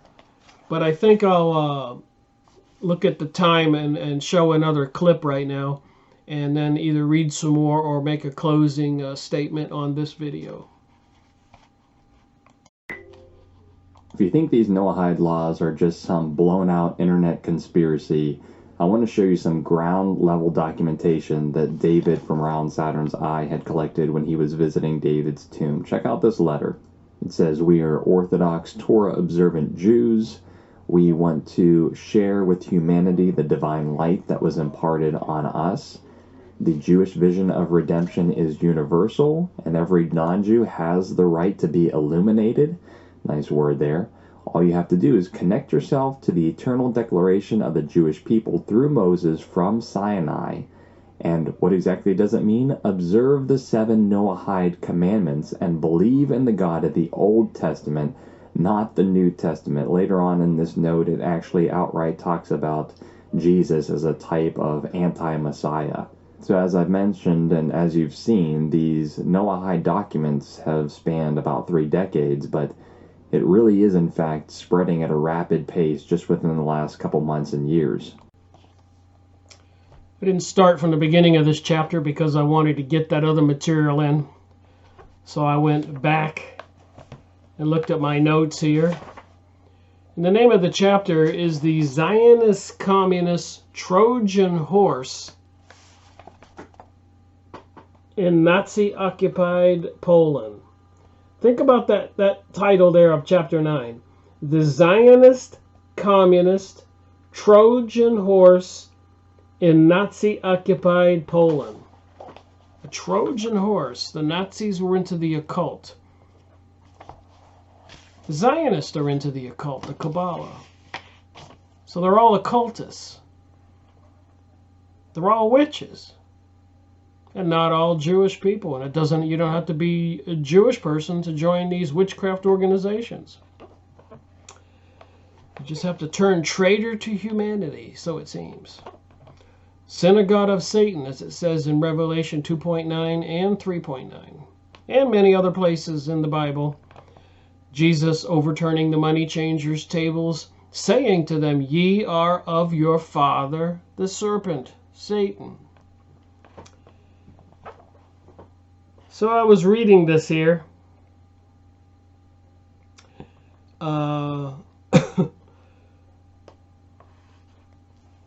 April 16th, 3 days after the Berlin announcement, Moscow radio denied accusations, claiming that the discovered corpses were remains of the historical burial grounds.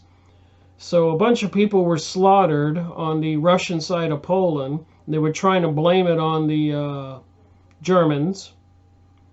On April 19th, the Soviet government presented an official reply accusing the Nazis of murdering the Polish officers. The Russians explained that due to the rapid German advancement, the Polish officers had been working on a road construction camp south of Śląsk and had to be abandoned and fell into Nazis' hands and were murdered. The deeply concerned Polish government in London, unable to sort out the truth, asked the International Red Cross in Geneva to investigate the matter. This normal request annoyed Stalin, and Stalin had a vicious reputation for killing people. The Soviet government severed relations with the exiled Polish government. Because even today the Khan mass murder remain unresolved, I feel duty-bound to present my views on this affair.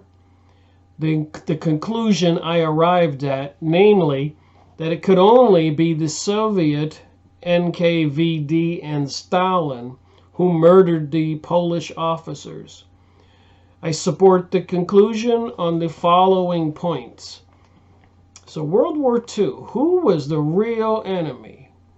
We helped to destroy Germany, who wanted to destroy the communists. All of that part of Europe had huge problems with the Jewish problem, as published and even in Henry Ford's books and newspaper. And even in the United States, they were having congressional hearings on the Jewish problem. So is it anti-Semitic to mention all of these details and the observations of this Polish officer? So here are the points why he thinks that the Moscow, who was blaming the murders in Poland on the Germans, and this Polish officer says, no, it can't be. And he's got a whole page of reasons here.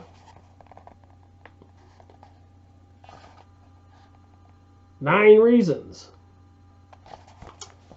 why the communists did it. And remember, it's the communist globalists who are controlling the USA today and have been sucking billions and billions out of the USA Treasury, and I'm sure the world, and using social conditioning, mind control, propaganda, installing all these surveillance systems.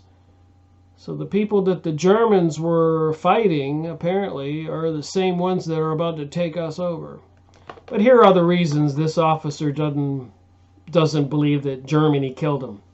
Number 1, the angry outburst of the NKVD interrogator, that would be the Soviet interrogator, at Kremennik in 1939 suggested I be sent to Kloskiv. All those murders in Ken were at Kloskiv. Wow, so they wanted to send this officer there. He would have been killed. Number 2, we know that Stalin hated Polish officers. The Nazis, however, did not single out Polish officers. They hated all Poles alike. They even respected the officers. So wait a minute. Did the Germans have problems with the Jews, or did the Germans have problems with Polish people? I do know that Poland was hugely occupied by the Jews for about 800 years, and the Poles were having a big problem. And it was the Jewish people, Bolsheviks, that invaded Russia after World War I and proceeded to kill up to 100 million people. On Jeff Rentz's website, you can look up that document. And there are many other sources that say 25 million or 66 million citizens died in Russia when they had the Bolshevik Jewish invasion after World War I. The Russian citizens, the Tsar and all those people, never seen it coming that the people that they had policed for 200 years were coming back for revenge. Number 3, assuming that Clausewitz POWs fell into German hands. We know that the officer camp Trotskov and Zoborodsk did not, yet they had also disappeared. Wow, so a lot of people, POWs, disappeared. I know for certain that letters arrived regularly from the officers between 1939 and 1940 while the officers were in the prisons. Why should correspondence cease suddenly when the prisoners were in road concentration camps? Where posting a letter was so much easier. No one letter was traced. So apparently they had a lot of the Polish officers in road crews fixing the roads when they were all slaughtered. Number 5, nobody was able to trace the alleged road construction camp south of Slomosket. When asked, Stalin named them as 1 on, 2 on, and 3 on. No other Polish camp was thus coded, not even secret camps of military importance. So Stalin didn't know the names of the camps. The NKVD and Stalin knew that the Polish officers risked their lives to escape from captivity, yet no one was known to have escaped from the mysterious work camps close to the Polish frontier in the heavily forested area. Yet the Belarusian people here are sympathetic to the Poles who spoke Russian. Number 7, why did Stalin take the unprecedented step to sever relations with the Polish government in London only days after the Kate graves were discovered, merely because the Poles had asked the IRC to investigate the manner? If innocent, Stalin would have welcomed such an inquiry. So apparently the communists were trying to cover it up. And just like so much more, the communists controlling America, even the President John Kennedy assassination was covered up, 9/11 was covered up, and so much more. Apparently these communist, Zionist, secret mystery organizations have been controlling the USA completely since President Woodrow Wilson. All the presidents have come from the Freemasons, Council of Foreign Relations, and other organizations. A lot of people know that. The Independent International Commission on Forensic, Judicial, and Medical and Criminal Experts did examine the graves and found the bodies were there in the ground since early 1940. Number 9, when the Red Army occupied Poland in 1945, the Zionist organized state secret police arrested anyone mentioning the Kate affair. Wow. So the Zionist organized state secret police, I guess we have them running the United States now and probably Europe and the world, arresting anyone who mentions the Caitlin affair. Why? And of course, at the beginning of this video, YouTube took down that video I made on Henry Ford, the automaker's book, from excerpts from his newspaper he was publishing in 1919, after World War I, when he was observing the organized immigration of Polish and Yiddish and Jewish people from the Russian-Polish territories exclusively at that time. And they were coming into the USA acting like they owned the place. And I guess they should have, because apparently they own it now. And apparently, like deleting my videos, or even the Shehendrin, Israel, trying to get American government officials to start passing legislation to ban talking about these things, claiming it's hate crimes, and then also having them to start enforcing the Noahide laws, which apparently deny that Jesus was the Savior. So believing in a false God would be breaking the Noahide laws, which were punishable preferably by beheading. Oh my! Do we have insanity coming in our future? All right, so Why did the Soviet police arrest anyone mentioning that murder affair? Why? Ironic is the fact that the very day Stalin severed relations with the legitimate Polish government, a strange body emerged in Moscow, calling itself the Union of Polish Patriots, claiming to represent the Polish people. Chairman of this body was Wanda Walewska, wife of the Polish-hating Ukrainian Alex Kornikov, Russian deputy to the foreign commissioner.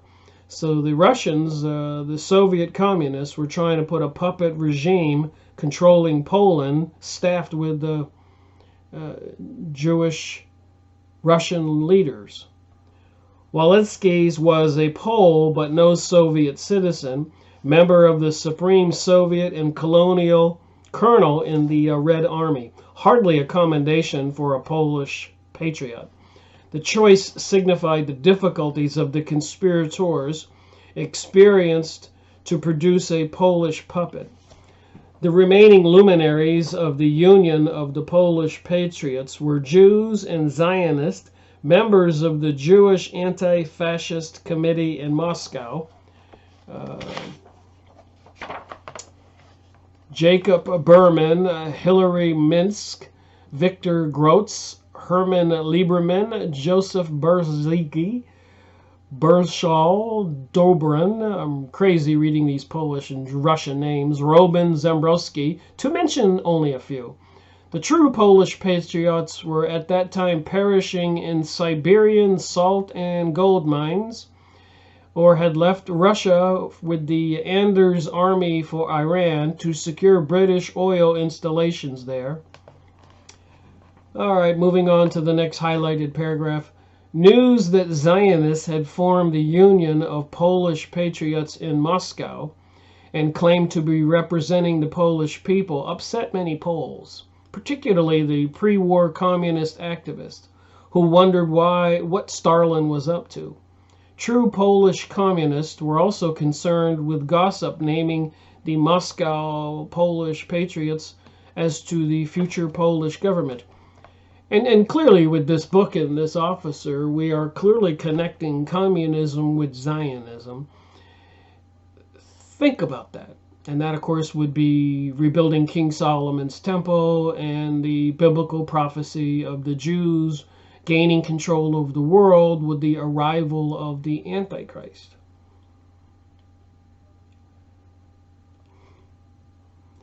Their concern was aggravated by communist agents spreading rumors that the World Zionist Organization had made an arrangement with Moscow to harass the Poles and form a communist government which would steer Poland as the future 17th Soviet Republic. In exchange, Soviet Russia would help the Jews to establish their state in Palestine. It always boils down to that. The poor Palestinian people never knew this, never seen it coming. I wonder if we people in the U.S. and probably Europe and the world, Brazil, Argentina, this is the global world order, everybody's included.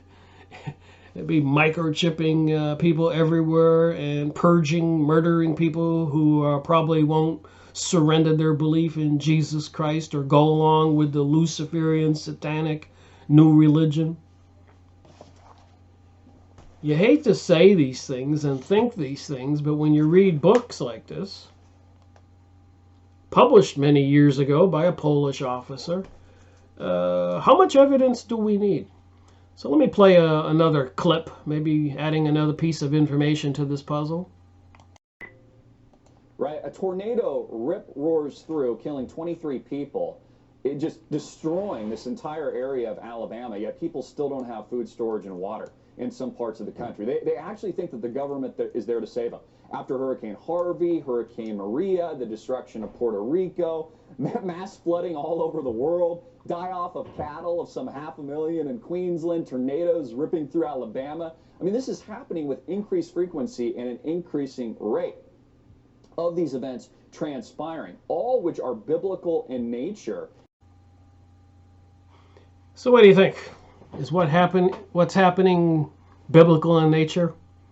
the people against fallen angels, demons, synagogue of Satan, like the Bible says, like everything says, like they even say. And what kind of tools are they using to attack us now? See this clip. So like it and share it. So a lot of strange things are occurring. I took a moment of reprieve this week, and the weather is absolutely gorgeous here in Arizona. We've gone from 3 feet of snow to it's now summertime, and we were getting a suntan over the weekend. The weather changes, more so the weather modifications and alterations, because they're obviously spraying our skies with chemicals, with actual toxic materials, is creating an environment of which academia and the left and the federal government blames on what they call global warming, but in reality it's because they're spraying our skies with toxic chemicals and pathogens and God knows what else. In fact, case in point, I took a video on Twitter, here I'll put it up on this splash screen right now, of which we were standing outside our studio, I think it was on Thursday or Friday, and 2 planes were crisscrossing in broad daylight, spraying barium, whatever toxic stuff that this is. And it was plain to see with the naked eye. Again, you can't make this stuff up. It's what I'm actually seeing visually. And then another plane at the same altitude, in the same location, in the same area is flying through, and it ain't spraying anything. And it makes you wonder, with these severe weather events and severe weather consequences, notably, there's a tornado that just ripped through Alabama, killing, I believe it was 23 people, men, women, and children. Not to mention there's also a cold front moving through the central United States, Midwest, and I think even hitting the South, coming towards mid to late this week. With this radical weather patterns, how is it that the American people cannot connect the dots on this? How is it they don't understand, for example, according to Harvard and other scientific papers, the actual scientific community, you know, the ones that believe in scientism and this blob that exploded randomly called the Big Bang that turned us into apes, and then those apes became rational beings. All this has come out in recent months, recent years, that they're actually doing these things. In fact, Harvard released a paper on this, not to mention other universities and other scientists with high regard, that they are legitimately blocking the sun. This is why they're spraying. Remember when this was a conspiracy, the fact that they're spraying? Now, no, they're spraying, but they're doing it to block the sun to fight global warming. So if you look up at the sky, you can see that they're dumping chemicals. Paying attention to the news, you know, the bees are dying, birds dropping from the sky. Deer are just standing there in the forest like they've lost their mind, and other things are dying. Trees are dying, fish are dying, people are getting sick.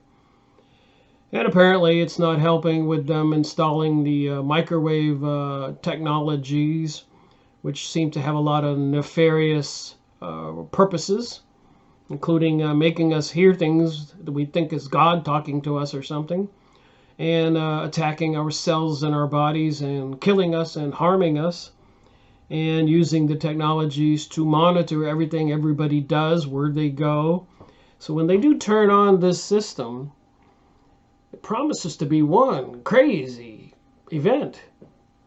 Just think about it. You know, you go to the big mega mart and you buy the best stereo system they have with the biggest TV, right? Think about it. Wouldn't that be so cool? You plug all those cables in, and the amplifiers, and the 58-inch TV, and all the speakers, and you turn it on. Wow! Watch a really good movie on it with all kinds of color. Wow! Now, amplify that by 1,000 times when they turn on their technological computer beast system with the microwave transmitters and wireless systems and satellites, even with the Elon Musk supposed to be launching 12,000 satellites to have these microwave radiations over all of us, and all these cameras, facial recognition, smart meters on the houses, refrigerators, cars, cell phones, iPads, computers, Just imagine when they turn it on and they put it in war mode, attack mode. Imagine. One more video. I was just going to say, and then if that's not enough, we've got the government of the United States spraying us with chemtrails. And the stuff that's in the chemtrails is falling to the earth on the plants, and the plants are consuming it. The animals are eating the grass, and they're eating what's fallen from the sky. And so we are now eating the plants and the animals that have been feeding on the chemtrails. So if we don't die from the chemtrails, we'll die from eating the food that comes to the earth. You know, our food is covered with chemtrail, and our animals that we aluminum, barium, strontium, God knows what they're putting in there. They can put all kinds of biological organisms. They can put inhalable, swallowable, and drinkable, self-replicating nano machines, little devices that will take up residence in your body and act as transmitters and receivers. Okay? That's the truth. That's the technology we have. They will not tell us about it, but we've had enough programming here over the years. You know where we are. Oh, God, yes. I've been looking at this for years. And then I think to the way the world is operating today with people with cell phones. Yeah. Every kid in town's got a cell phone and playing games on the cell phone. And having their brains fried on the cell phone. Shame on the parents for allowing this, of course. Their brains aren't even formed. They can't withstand the electromagnetic fields that are being pulsed through their brains. Every cell in their brain is being impacted. Their DNA is being changed. This is sick. I lied. One more video. So thank you for watching my video, Rick Miracle reporting. We're going to do it. So here's Tom Wheeler. And what an example this is of the mentality that's directing human society. The big game changer is that 5G will use much higher frequency bands than previously thought viable for mobile broadband and other applications. Such millimeter wave signals have physical properties that are both a limitation and a strength. They tend to travel best in narrow and straight lines, and they do not go through physical objects as well. But brilliant engineers have developed new antennas that can aim and amplify signals. Now, to make this work, the 5G build-out is going to be very infrastructure intensive, requiring massive deployment of small cells. I'm confident that the actions will lead to a cornucopia of unanticipated, innovative uses, and will generate tens of billions of dollars in economic activity.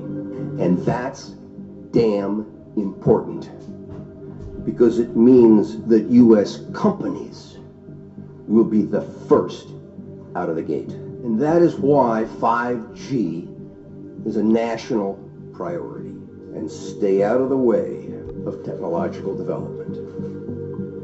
Unlike some countries, we do not believe that we should spend the next couple of years studying what 5G should be or how it should operate. The future has a way of inventing itself. Turning innovators loose is far preferable to expecting committees and regulators to define the future. We won't wait for the standards. We're already seeing the industry gearing up to seize this opportunity. Verizon and AT&T tell us they'll begin deploying 5G trials in 2017, and the first commercial deployments they're talking about are expected in 2020. And we're not done. As part of our July 14 action, we also plan to ask for comments on opening up other high-frequency bands. Many of the high-frequency bands that we will make available for 5G currently have some satellite users, as well as some Defense Department applications, or at least the possibility of future satellite and defense users.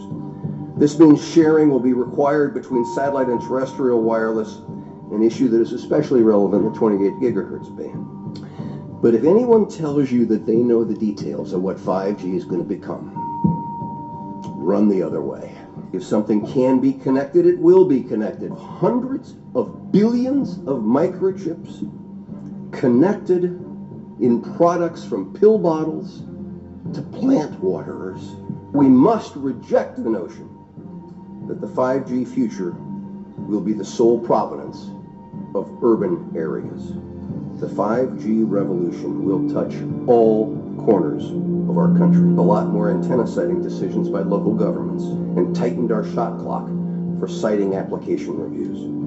America's local governments will play an important role in determining how we fulfill this national priority.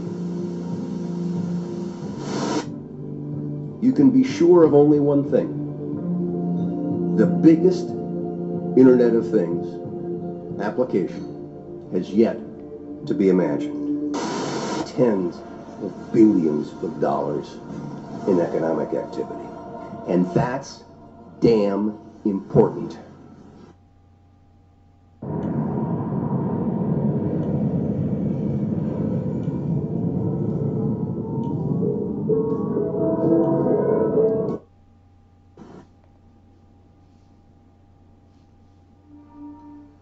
Yes, Mr. Wheeler, very nice man. He's also a former chief lobbyist for the Wi-Fi industry. So there you have someone representing a government agency, the FCC, which is supposed to police the Wi-Fi industry and protect us from its excesses, who was a former lobbyist, I say former in quotes, for that same Wi-Fi industry.